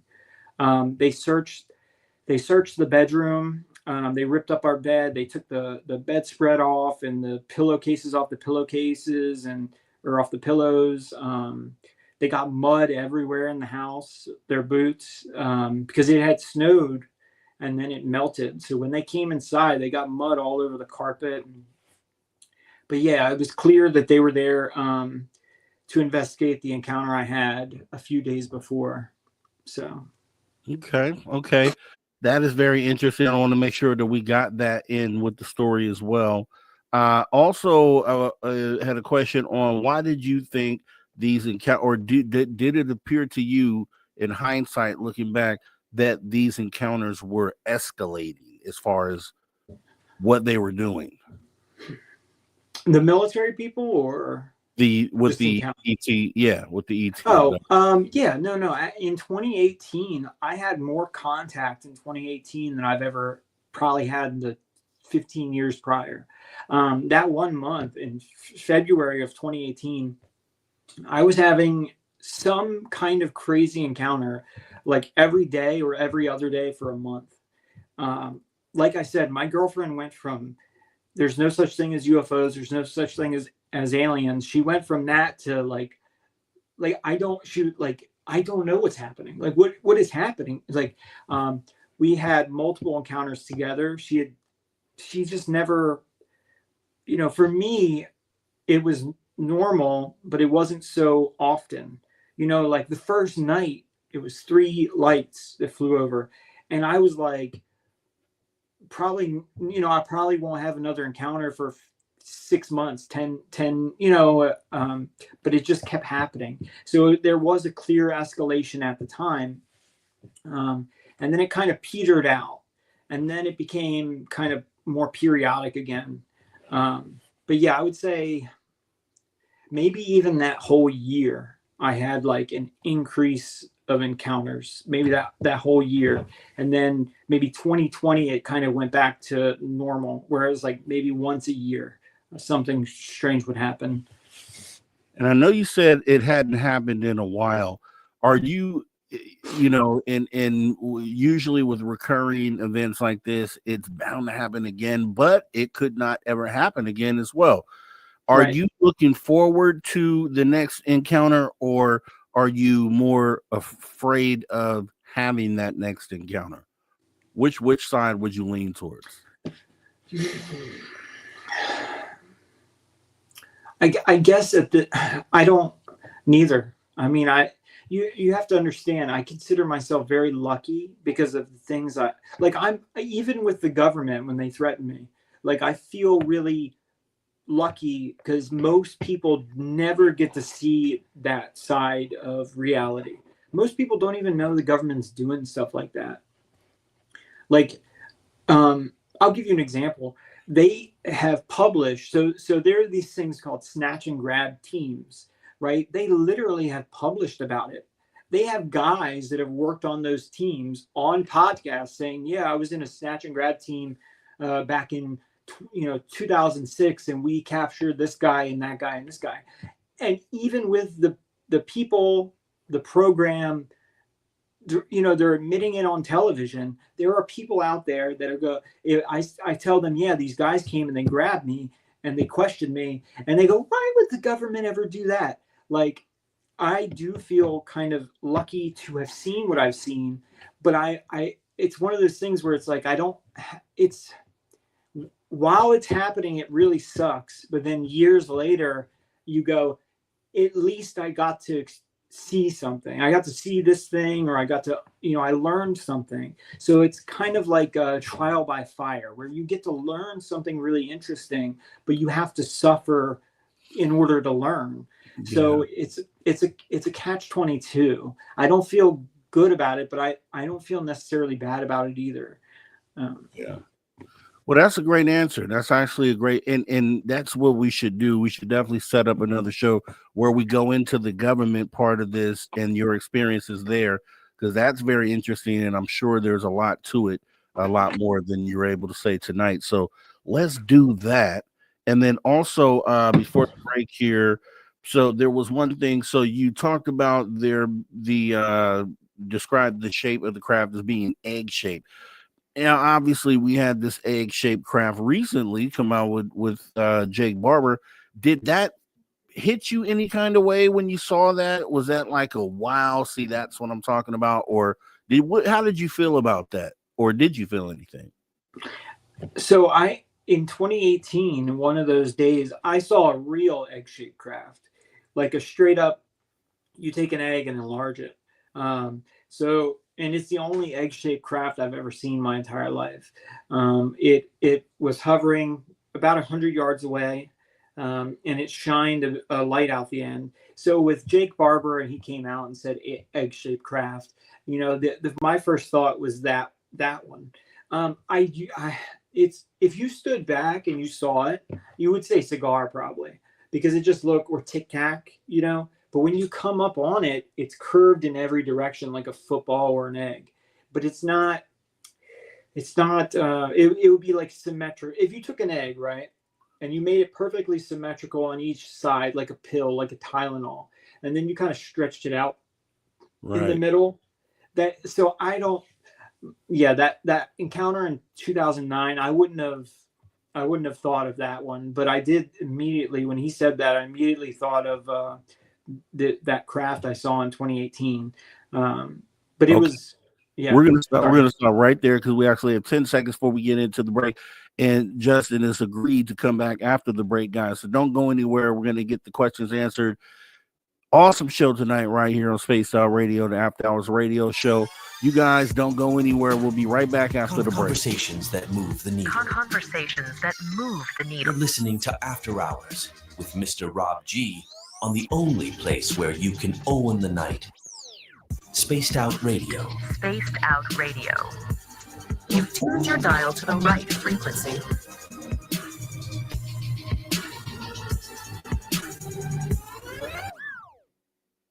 All right, we're clear, and I appreciate you staying, Justin. We'll take this 5-minute break, and I'll see you after the break. Okay.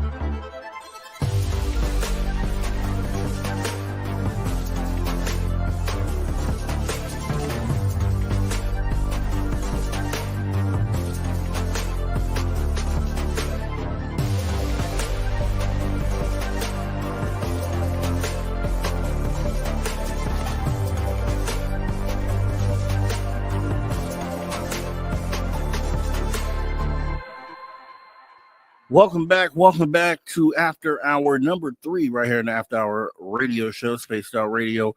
And we are joined back with our guest who was gracious enough to stay to answer your questions. And we'll go ahead and be posing those. Mr. Justin Bush, who is an abductee experiencer and has given us some fantastic stuff. We are coming right back here on Spaced Out Radio, the After Hours radio show, After Hour number 3, with our guest here, Justin Bush. Do appreciate him staying for After Hour number 3 here as he gets into answering the questions from you in the chat live here on YouTube. If you're on the radio station, kick back and listen to what we have for you in hour number 3. Justin plus Steve Stockton tells the Told This Person Mysteries, and then Drew Banky with After Hours wrap up. Okay, Justin, I definitely want to appreciate you for staying here. And the question that I have, final question for me, was going to be, why do you think you have been chosen? I know we talked about the bloodline thing being a possibility. No one's for sure. But if you had to speculate, what do you think? Why do you think you have been chosen for this? All right. I actually think that's exactly what it is. I think so. When they, we haven't talked about other encounters I've had, but it's always medical. It's always some test. It's always a brain scan. Sometimes the things that they do to you seem like maybe psychological tests, like some sort of, when I was younger, they brought me in a room and gave me what could only be described as some kind of puzzle, like some kind of object. You clicked it around, almost like a Rubik's Cube, but not the same shape. I think it's some sort of monitoring, maybe it's bloodlines, maybe it's not, but certainly it's some sort of medical. They're very interested in blood, semen. I think whatever it is that they found when they were doing those tests, they're studying it is the best answer I can give. Yeah, and that's an awesome answer, and it makes a lot of sense. That they have moved into another phase of what they're now going to do with the blood and the samples and things of that nature. So getting into this here, this was a question that I had that the viewer also asked, and I was like, this has to be the first question. Have you had any other paranormal experiences outside of what we've talked about tonight? Like maybe, I know you talked about the lady, which sounds like paranormal sort of, but have you had any other things like that? Paranormal? Sure. Otherwise? Yeah. I've had orb encounters. I've had plenty of, missing time. I've had, I saw one time I saw what I think most people will call a ghost. I don't call it a ghost. I don't know what it was. But it appeared and disappeared in a few seconds. I've had, I'll tell you one. So my girlfriend and my girlfriend, after she had her encounter, she wanted to understand like what is going on. And so she started to research and she found CE5. And, I was traumatized, so I didn't want to do it. But she was like, well, we should try. Like it was like the first thing she found out about when she started to research UFOs and stuff. So anyway, one night we went out there. This was like 4 years ago, 5 years ago. And we went outside, we meditated, we came back inside. When we opened the front door, the door hit something. There was something behind the door. And when we stepped inside, there was chocolate chips everywhere. It literally looked like somebody had left a trail of them across the, literally they were on top of a chair, across the floor on a desk and behind the door. They were so close to the door that we couldn't open the door because we hit them. And the house only has one door. It's just the front door. All the windows are locked. So we find like a mountain of, and somebody told me like, well, maybe it was like a mouse or a rat or something. There's no way they would be able to move that amount of chocolate chips in that amount of time. So we looked, we were like, we have chocolate chips. We got to find them. They were locked in a sealed plastic container in this top thing. They were unopened. So we were like, we could still, it was just a weird thing.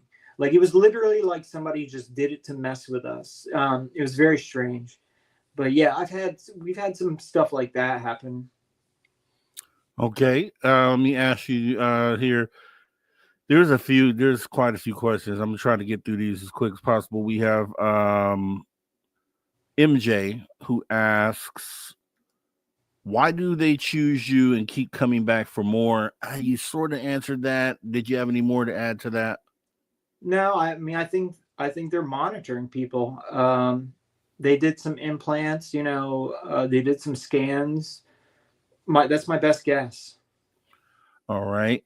And Miss Catherine Jones, I asked this question as well, so I'll move this off the list, and asking if you were still afraid, because she's making a great point here. So actually, I didn't make this. She's asking, are you still afraid? Because when she stopped being afraid of her encounters became more enjoyable. Right. I'll say afraid.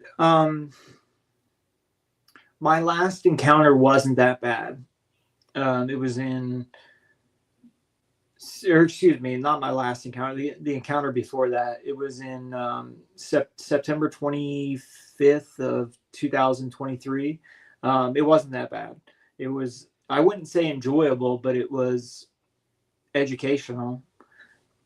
It wasn't that scary. It was weird, but it wasn't that bad. All right. And let's see here. Next question.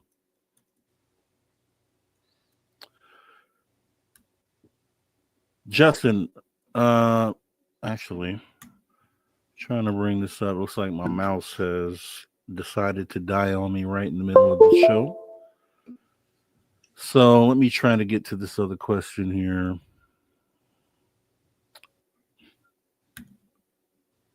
All right, I'm gonna have to just read it to you here. So, does your this is Michael Ledger asking this, Justin? Does your body vibrate before an abduction? Sometimes. It hasn't happened every time, but I know what you're talking about. I always tell people it's like when you put like something in the microwave, it's like every atom is. It almost feels like you're receiving, microwaves or something.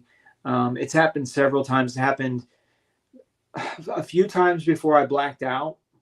It happened one time with an object. It flew over and it lit up, and it literally felt like, just every atom in your body is vibrating. But yeah, sometimes it happens. Sometimes it doesn't. So I don't know. I don't know why, but yeah, it has happened. All right, and we go ahead and get to the next question here. Justin, did you get the feeling that the ship, it was itself alive? That ship, from 2009. No, it was more. I got more of a feeling like it was an artificial intelligence, like a computer. But I've had encounters with orbs or whatever they are, where I did get the feeling that they were alive, where it was like, I don't know, like somebody watching you, or, you get that feeling like it's a living thing. I don't know if that's true or not, but I've had that feeling with other UFO encounters. But the 2009, it was a metal object, and I got the feeling that it was like a computer of some kind. It was the best, it integrated electronics, if you want to call it that. Okay. Let's see. Mike Jones is asking, are the visitors working on their own goals, or is it part of a bigger picture with other visitors from different species? I definitely think most of my encounters were with grays up until 2018. That's when I started to have encounters with other creatures that they're clearly not grays, but I don't know what you would want to call them. It seems to be it's so much bigger than what we realize. And the grays, they kept saying the program. They said it a bunch of times. They, when that one female said that I'm an anthropologist and I'm here to collect you for the program, they kept saying it. They kept saying the mission and the program. So I think it is, what I tell people is that we're in some sort of contested space. There's multiple of these groups. You have like the government, you have several different of these, I don't know, whatever you want to call them, alien groups. And it's almost like they're all, the government is following the alien, and then this alien is following this alien. And they're all they're like intelligence communities that are all like investigating each other. And we seem to be caught in the middle for some reason. So I call it a contested space. Okay. The Andromedan is asking you a question. Any light beings in the craft that you were on? I've never, the only things I've ever seen that, like I said earlier, I've seen orbs that I felt like they might be, alive. But no, I've not, to my recollection. I can't remember anything like that. All right. And this may be what takes us into the next show here. But MJ, ask you the question: was it just ET, or do you feel the humans were also involved? I think you were kind of getting into that a little bit. I think clearly I don't see in the beginning I was like, well, maybe the humans are monitoring the ETs and that's why they came, right? But I reached out to the FBI and I also got hacked. So I don't know what alerted them. If I knew why, or if I knew how they found out that I had that encounter, then but the truth is I don't know. I don't know why, it most likely I did it. Most likely I kicked, but I don't know. But without question, if you're talking about in the grand scheme of things, without question, humans are involved. All right. And Paramarb is asking, you mentioned the tuning fork that was inserted in your nose and the damage it sounded like it did. Have you had your nasal passages examined for any such damage? No, I mean, yes, but no, I didn't say like, hey, doctor, I was abducted by aliens. Please check out my nose. But I do have a messed up nasal passage, and they actually told me that I needed to get surgery, but I don't have the money. I mean, I can't afford. So when they do surgery to your nose, they consider rhinoplasty. And most insurance carriers consider rhinoplasty to be an elective procedure. So you have to pay for it yourself. If you get in like a motorcycle accident or something, they might do it at the hospital and your insurance will pick it up. But just having a deviated or having scar tissue in your nose or something like that, as long as you can breathe out your mouth, they won't pay for it. You gotta fight with insurance to get them to pay for it. But yes, my nasal passages are damaged, but I just didn't tell. I didn't tell them like, hey, aliens did it or whatever. All right. And then Sierra's asking, do you think that most abductees experience Stockholm syndrome? So I think some of them do. Like that's what I said earlier about my dad and my mom. I think it's so much easier for people to put some sort of religious thing. It just makes it. If you think they're demons and you can just pray and protect yourself. If you think they're angels, then there's nothing to worry about. I think it's so traumatizing for people that they will do whatever they possibly can to kind of deal with the trauma. So Stockholm syndrome is I think it's not everybody. Some people seem to be able to deal with it better than others, but certainly I think some people, I think they have to. I think they're so traumatized, they just have to, they have to put a positive spin on it, because if not, it would drive them insane. So. All right. And the Andromedan asking, Justin, did the ship have an AI of some sort, and was it female or male intelligence? I don't think it was either male or female. I think it was more of I don't know, like a computer it's the only thing I could think of. It's like I wouldn't call it male or female. I just wouldn't. It's kind of like calling your phone a female. Let me put it like this. I got no sense of their craft being a male or a female.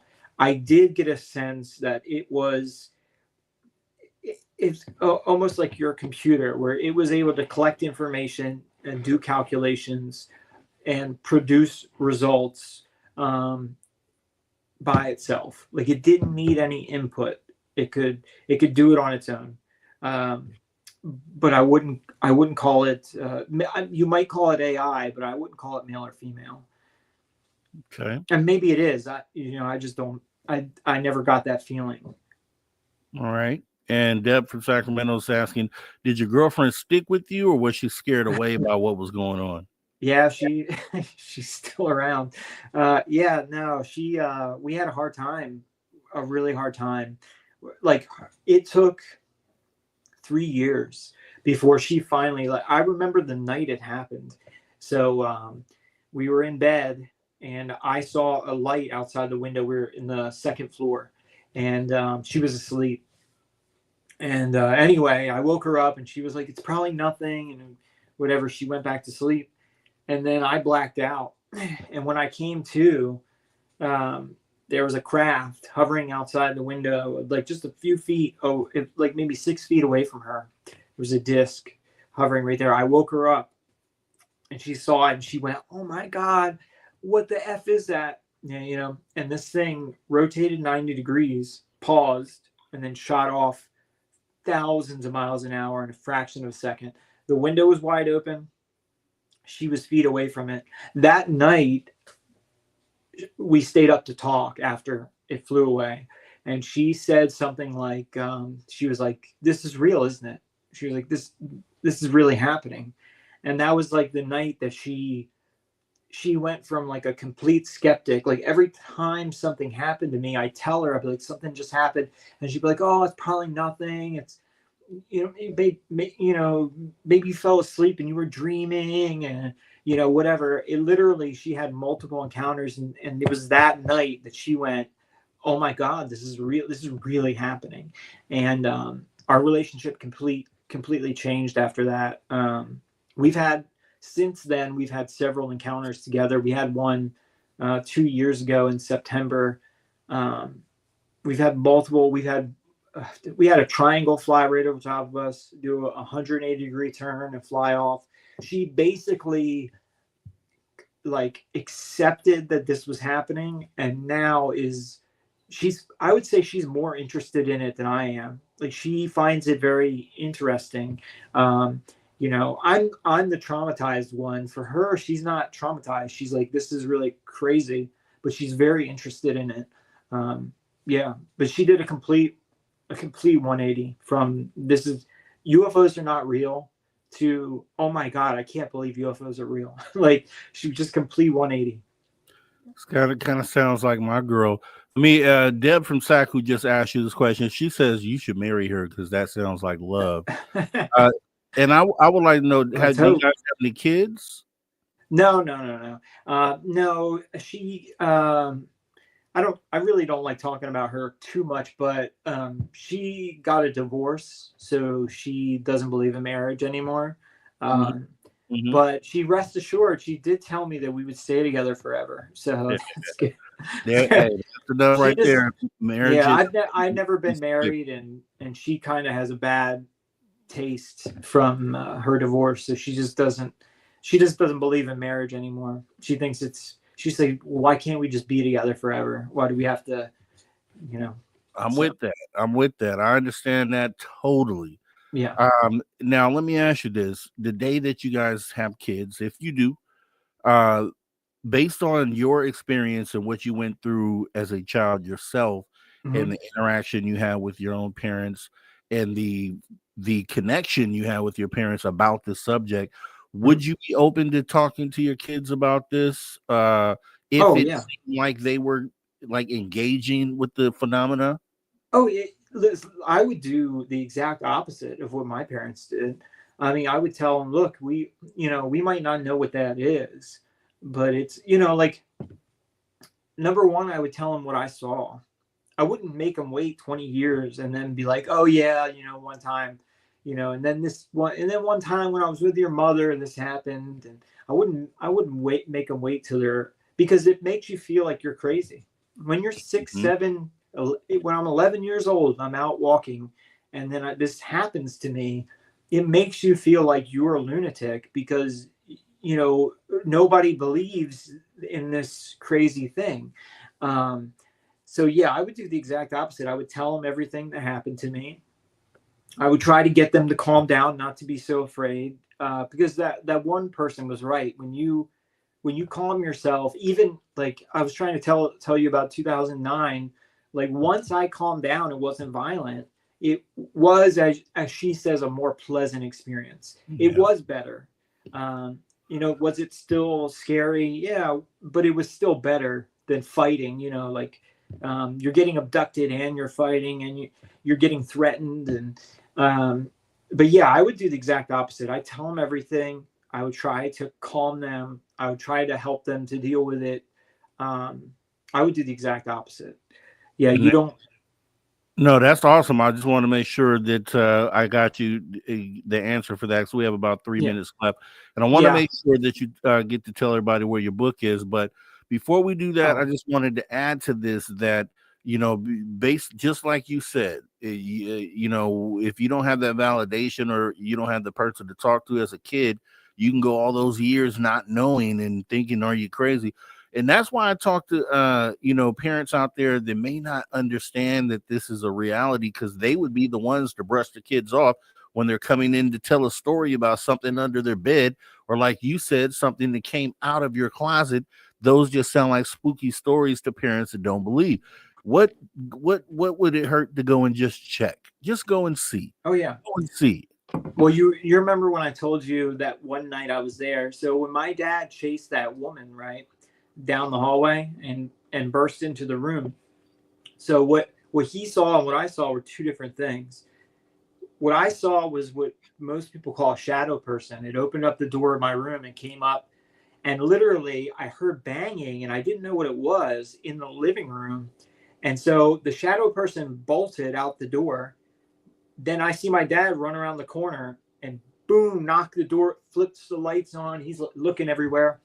Um, so apparently it doesn't hurt to check because he saw whatever he saw and chased it, and I saw whatever I saw that night. Clearly, both of us, something was strange was happening. If my father can see it, if my mother can see it, if I can see it, my girlfriend can see it. Even if you want to say it's mental, right? Well, then you still have something that's happening that needs to be addressed. You know what I mean?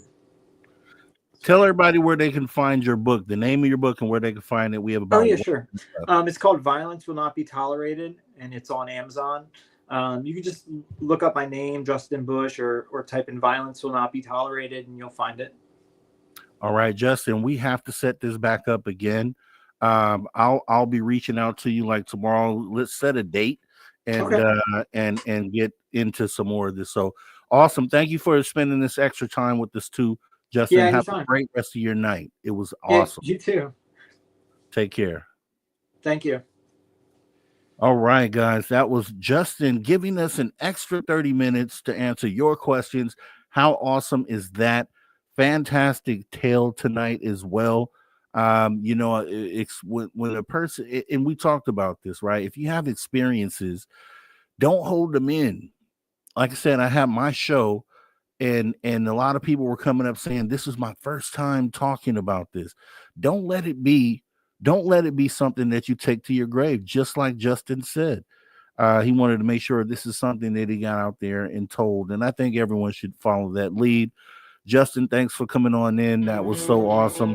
We're gonna probably skip Steve Stockton for the night, so we can get right on into the after hours wrap up with our guy Drew Banky right after this break. Spaced Out Radio. 30 minutes left in the show. Make sure that if you leave, you come right back, because we would love to see you rock out to the end of the show with us right here, Spaced Out Radio, the After Hours Radio Show.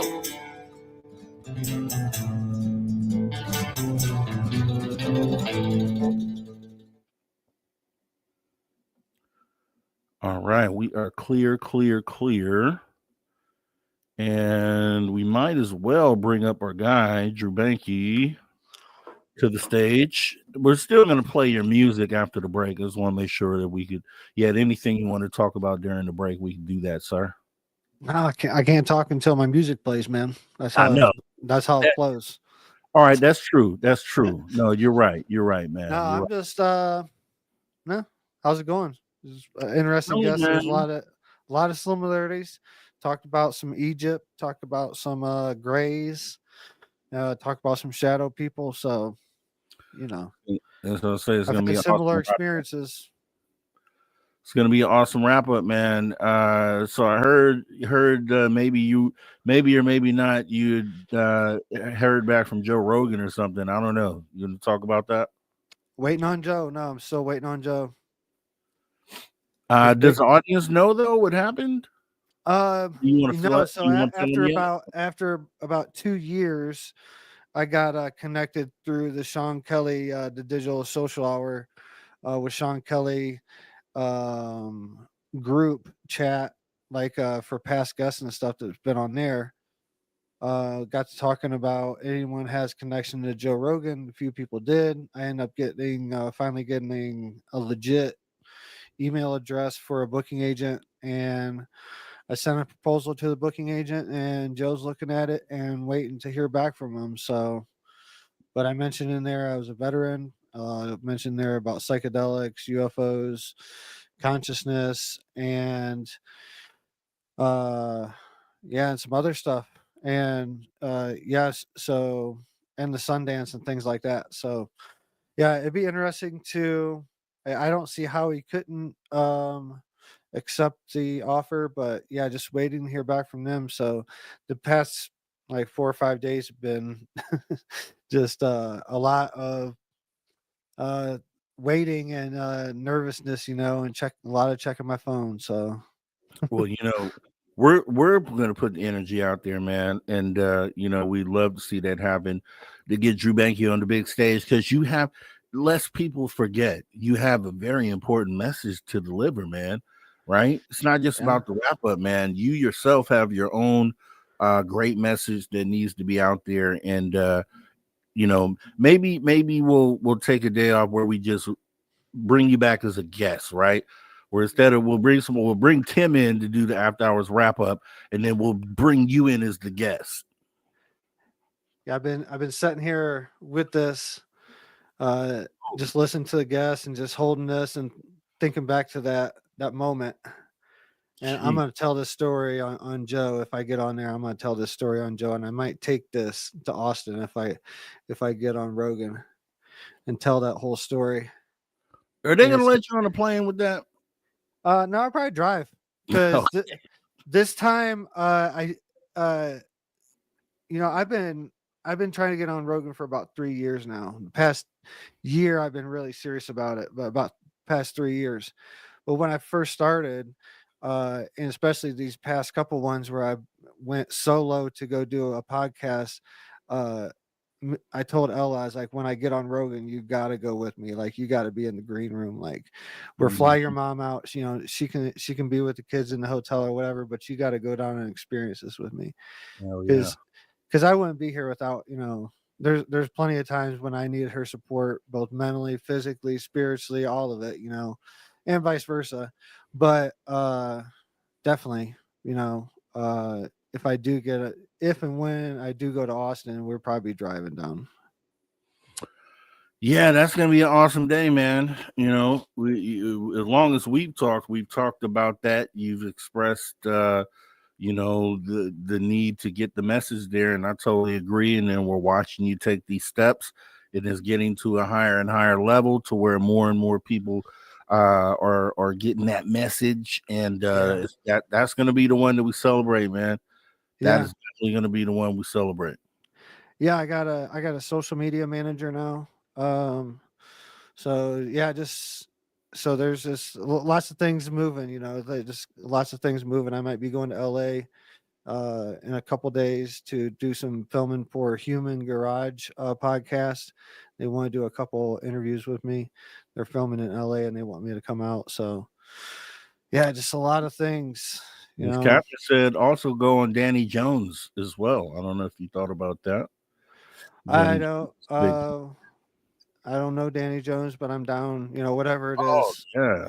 Check out Danny Jones. He interviews a lot of people in the field too. So he would definitely be a good one, as we got about 8 seconds left. Appreciate everybody. Here we go. All right, everybody. Welcome back. Spaced Out Radio, the After Hours Radio Show. We are on the back half of the third hour.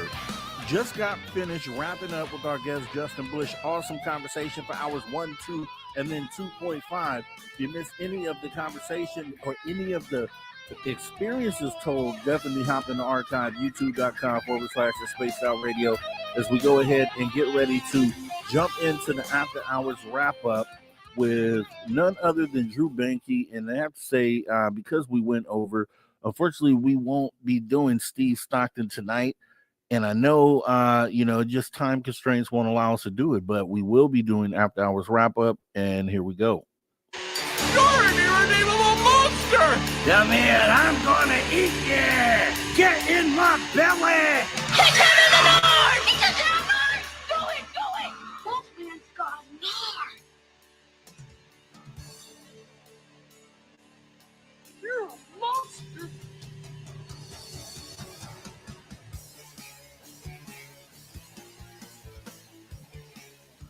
All right, the After Hours wrap up with Drew Benke in the building here. Drew, definitely welcome to the show, man.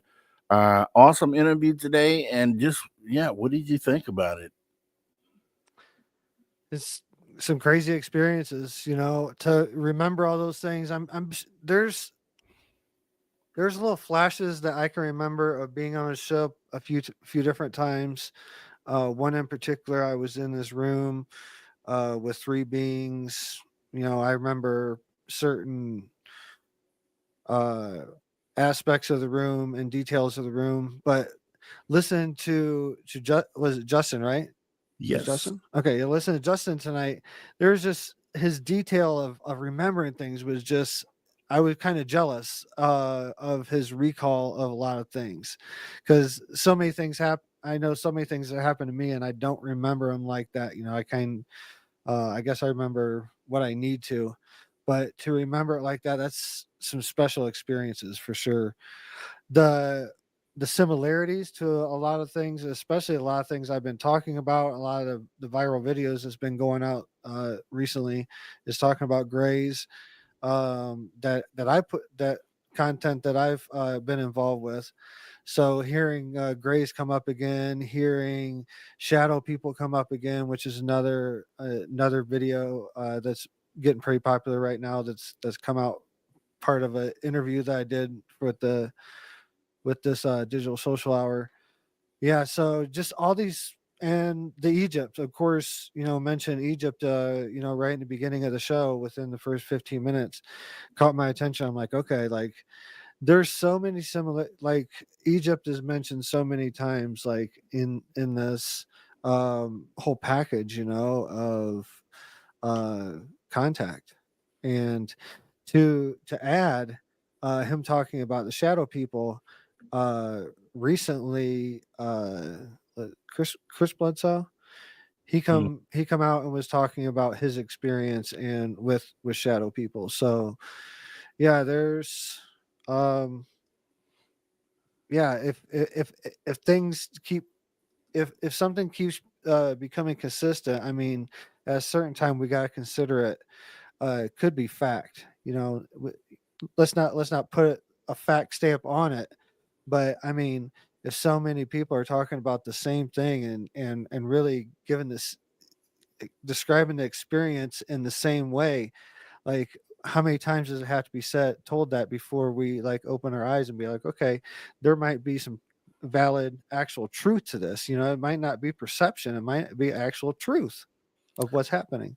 That's what I've been saying this whole time, Drew Banky. That's exactly what I've been saying, and is the reason why it is so important for everyone to talk about their experience. You got to put it on record, regardless how important you feel it is, or irrelevant you may think of it. And it's not. It's something that's going to go towards helping someone else. It's going to help you therapeutically. You're gonna feel that release, being able to have that off your chest. Also, you're going to help someone that is still trying to put pieces together, because I'll tell you what, you're right. I listened to his story tonight, and he was very detailed in his explanation, which was awesome to have that. And there were even things that resonated with me on my own experiences where I'm like, whoa, wait a minute. When he talked about sleeping with the eyes open, I've done that. I just talked about that experience, and how, and the way, that's why I didn't say anything till afterwards, because the way he described that moment of being sleep with the eyes open is exactly the way I explained it the other day. And it's like, okay, and that's what you end up doing. You hear these stories and you're able to align with certain things where you're like, yeah, that's there's something to that right there. And there were a few other parts, right? We talked about the egg. How many people now will go back in their historically on experiences they have, and who mention an egg? A lot of people will say disc shaped craft or something like that, but this guy says egg. And I just thought that was it kind of resonated with me. And there are other parts as well. So I saw people in the chat. I think some people felt that way, but then you're saying the same thing, Drew. So that's pretty wild. Yeah, I mean, the story stays consistent. I mean, you know, at a certain point we have to, you know, just start to really accept that this may be true. This may be actually how it is. Not just like a personal. This not just one person talking about. This is multiple people over and over again, and the stories are connecting. You know, it's just like synchronicities happen. I heard a a famous podcaster. He was speaking about synchronicity. He had a basically a voice in his head when he's making a decision or something like that, where it talked about uh, a lion, some Bible scripture about a lion, and he turned the corner, and right after hearing that, he was questioning whether he heard it or something to that effect. But he turned the corner, and there was someone wearing a sweatshirt with a big lion face on it right after that happened. And it was it he the person like almost bumped into him or something, like, you know, like right there in front of him. And it was right there when this thought or vision or whatever it was, I can't remember exactly what the details of what led up to it, but the point is there's a mass synchronicity where turn the corner and there's a person with a huge lion face on their sweatshirt right in his face. So, you know, it doesn't, the spiritual, what we have to understand really, the spiritual way, like the spirits and everything, energy, they don't really look at us as far as we look at our hierarchy as like fame and fortune. How much do we have? You know, how big is our house? How much do we have our bank account? That's on the 3D level of looking at things. But on the spiritual level, they don't look at it like that. They look at how much love you're putting out into the planet, how much love you're open to receive, and that's pretty much the basis of it, and how open you are to the energy. That's how they see abundance. We have to understand that abundance is not seen the same way on the same level on different, in different realms.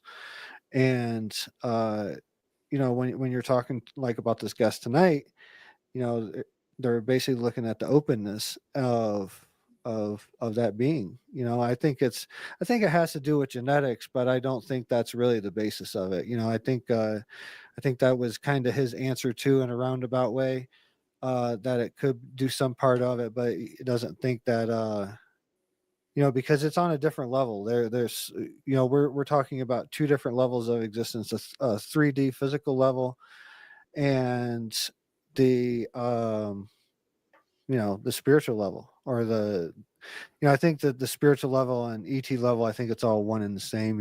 If we want to group it all together as the phenomenon. But the spiritual level and the phenomenal level is two different things, so separate. Yeah. But the same. Sorry, but the same, all in the same. It's separate, but the same, all in the same thought. Sorry. No, you're great. You're great. Like I said, it resonates. That story. A lot of people, I saw a few people were like, "Whoa, wow, how he's really detailed with it." And so I saw a note or two where someone looked at it and was like, "Well, that can't be true because you remember so many details." And here's what I'll have you realize with that is that sometimes you don't remember everything, sometimes you do. The whole point of it is that when you have an experience, and I think this has been proven in different aspects, is that when you go through a regression, you're tapping into the stored data that you don't recall in your waking consciousness. The data is still there, and it's there for it to be extracted. And then once you go through that experience and have that regression, then you remember the whole story. Absolutely. And then it's like, wow, the data was always all there, the entire experience that you had. So let's not look at it in that way. I felt listening to that with so many things that resonated with things that I've felt and gone through myself. I'm on board with the experience. He talks about a lot of the things that a lot of abductees have talked about as well. The description of the event in the same fashion. There's a lot there that feels really genuine to me. And that's what I'll say about that. What do you think about that? Yeah. I think everybody, you can't judge. You just can't judge someone's story, especially you just have to like feel them out. Like I felt like he was, regardless of what quote unquote actually happened, like I feel like he was telling the truth, like of what he experienced. And like, who are we to judge like that? Because we've all had experiences, especially if you're listening to the show right now, or in the future, like you've had an experience, and so you can't judge someone else for trying to share, like, there's these guys ain't making any money coming on here or anything like that, and it, he ain't selling a ton of books or anything like that. He's just coming on here to share his heart and share his story. So like, who are we to judge that? That's how I feel about it. And as far as the regression thing, like it's kind of been proven. I mean, look at Dolores Cannon's work. Like some of her books are right behind me on the bookshelf right here. The convoluted universe, volunteers, things like that. The three phases of volunteers. She has so many books out there, and we're just talking about one person that's kind of proven through a mass amount of data that this is possible. Like she was regressing people and then going across, moving a couple states away and a couple days later and doing a separate regression, and the story would continue from the person before to the person now. The whole story would continue under regression. And it was not the regression of the person, it was a story that was a message that was being relayed through these people that she was regressing. So it's the my point in saying that is to like spotlight that the possibilities are endless, and the things that Dolores talks about in her books and others. There's another one that's actually channeling and working with Dolores on the other side now. Her name's Sarah. I can't remember her last name. She's really famous. I could probably get her on. I've been talking to her, but she's a level 3 QHHT master, so and widely known. So this thing's we're only at the beginning. Like we're just now starting to pop the can open on what's these possibilities. And yeah, I think we're going to see more and more guests like this. And I think we're going to see go through a phase where we're going to see guests come on, and there's going to be face-to-face encounters. I think more and more people are going to come out and be talking about their face-to-face encounters. If you watch this interview that I did in Vegas, you'll see when I start talking about my face-to-face encounters, it's hard for me to talk about it, because it's just, I know even while talking about it is a lot of people are gonna have things to say about it. So just starting to talk about it, is a big thing. So we have to support each other. I mean, because there's a lot of nuggets of truth in each and every one of these experiences. Let me tell you this. I have anxiety. I have dread every moment when I'm alone by myself. I have this dreadful feeling that I'm going to look to the left, or I'm going to walk through this door, and right over here is going to be that contact experience for me, and it's only based on the experiences that I've had. When you go through the experiences that I've had, and the way that they sort of escalate, as I talk to the guest about, but they sort of progress into this point to where it feels like the next natural thing to happen, according to what I've been through, seems like it would be some sort of contact. Now, have I had contact before? I probably have, and that's probably what I'll find out after being regressed. So it's probably actually a normal thing for me. I'm talking about in my conscious waking life right now, not being under some sort of hypnosis. And I'm talking about leave the studio tonight and I walk around that dark corner, and it's the encounter, that I'm dreading. And I think going through a regression might help me deal with that, because I feel like I've probably already had something. And I think knowing that, I don't know if it will add to my dread or if it will kind of alleviate the dread, right? I don't know. And that's why I asked him, like, it hadn't happened in a while, which is another thing that even like with my own experiences, they haven't happened for a while. You guys think last summer was the last time something happened, and you don't know if it's ever going to happen again, or it could happen again. And it's like, if it does, what is that next thing that happens? And I'm kind of living in that. If anybody understands what I'm saying, that's what I'm living in. I totally get it. But every experience that you've had, it's kind of just come up on you, right? Like if you think back on it, it's kind of just happened, and you were just in the experience. You look up and see something like your experience of filming the flotilla. You were just out there, and nothing. There was really no anxiety leading up to it. It just happened. Yeah. So why wouldn't it be the same? And you got to think, like, you got to, it's about perception. Like we talk about, our mind's a very powerful thing, and that's true. I'm not saying like our mind's making this stuff up, but there's also a free will thing. Like there's no hierarchy in the beings. Like even though that's advanced civilization consciously, there's really no hierarchy because we're all connected to the same source. If we remember that, we have the same hierarchy as those beings, so we can be like, okay, I want this to happen in a comfortable way. And subconsciously, I think that's what we're doing, because every time I've had experience, there was no anxiety leading up to it. It just happened. Yeah. You know, I just found myself in the middle of a experience. I'm hoping that that's the case. I'm hoping that that's the case, Drew.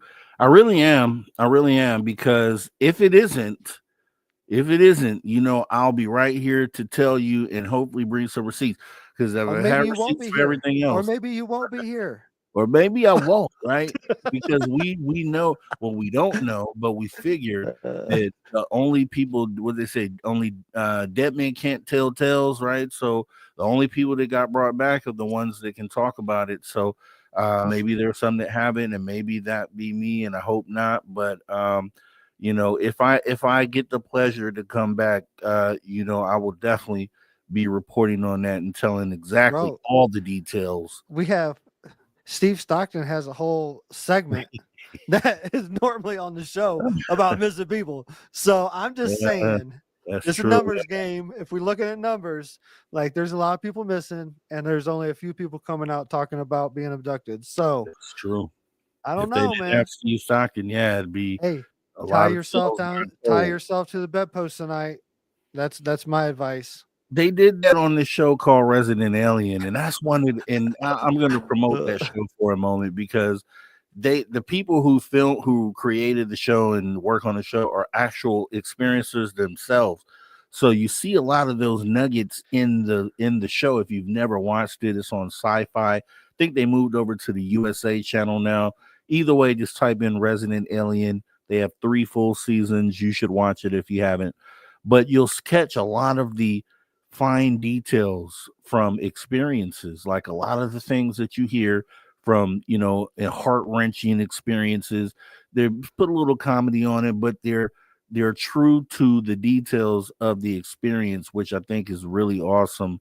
And I know they have a season 4 that they're about to release at the end of this year, and I'm just sitting back waiting for that. I binge watched all 3 seasons, and it was like I was telling my girl, I kept turning to her and saying, that's real, like that happens right there. And one of the scenes was the lady she was found out, she realized she was being taken, and that the baby had been removed, and then, spoiler alert, the baby had been removed, and she started handcuffing herself to the bed to try to avoid being taken. And it was just one of those moments where you feel that helplessness, because that's the dread and the thing I'm feeling. Like, I don't know if I want to go, you know what I mean? And that's the sort of thing that was portrayed in the shows. We got about 30 seconds left. You got anything to say? Anything to leave with? Free will, man. I think free will dictates a lot of things. So I think if we stay in that understanding, you know, do your research and stay in that understanding, I think that'll protect you a lot. That is awesome stuff. We definitely want to thank Justin Bush for spending so much time with us tonight and opening up with all these stories and experiences, so that we know, as we say at the end of the show, phenomena is real, right? So that means everything is possible. We also want to thank Drew Banke for stepping in with the After Hours wrap up. We want to thank Steve Stockton for kind of being here, but we didn't get to play you. Sorry, Steve. Next time we got you for sure. We also want to thank you guys out there, each and every one of you. We also want to thank this guy, Ron Mummerford, the man that rocks us out each and every weekend, as he tells us to never say never again, because yes, the phenomena is real, which means anything and everything is possible. If you love the conversation tonight and what you got from the show tonight, make sure you throw your horns up as well. We also want to thank our viewers and listeners from whenever and wherever in the world you may be listening from. Thank you for tuning your frequency to Spaced Out Radio, where we do what we do best. And what's that, Drew Banke? We own the night. We own the night. This show is copyright SOR Media Ventures Limited, Spaced Out Radio. It has been a pleasure once again serving you as your host. I am Mr. Rob G. That's Drew Banky. This is the After Hours Radio Show. And to all you space travelers out there, this isn't a goodbye nor a farewell. However, you can best believe as we go off air for the night, we'll be right back here, same time, same place. Make sure you're here and bring a friend. Thanks for coming in tonight. You guys have a great rest of your night. Take care.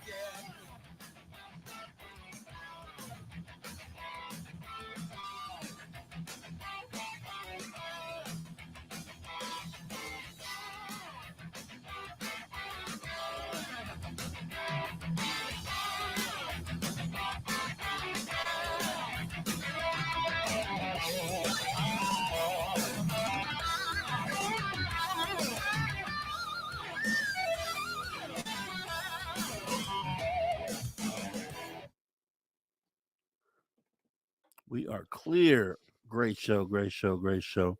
Appreciate that. Also, thank you for the awesome super chat. Anonymous Rex, aka Tim Senor, stepped in the building saying, "Sweet Robbie G, rocking the After Hours life."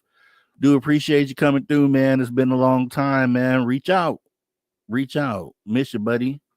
Also want to thank all of our other super chatters tonight. Richard Minnick, who came in early. Happy Saturday evening. Miss Catherine Jones showing love tonight. Major Lee, welcome to the show. Coming in clutch. Bob Thorson as well. Awesome stuff. And then Kim Jellen left an awesome comment. She said, interesting combo tonight. Well done, Mr. Rob G. Thank you, Kim Jellen.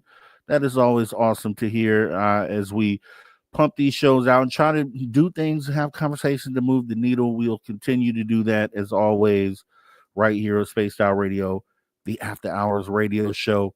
Drew Banky, anything else before we go? Nothing much, man. That's see everyone next time. Yes, you definitely will. If you missed any of the show, make sure you hop on the archives, youtube.com/@SpacedOutRadio. Outside of that, guys, you know how we end the show. We want retribution, and that's what we're going to get on a Saturday night. You guys all have a great rest of your night. See you tomorrow. Take care.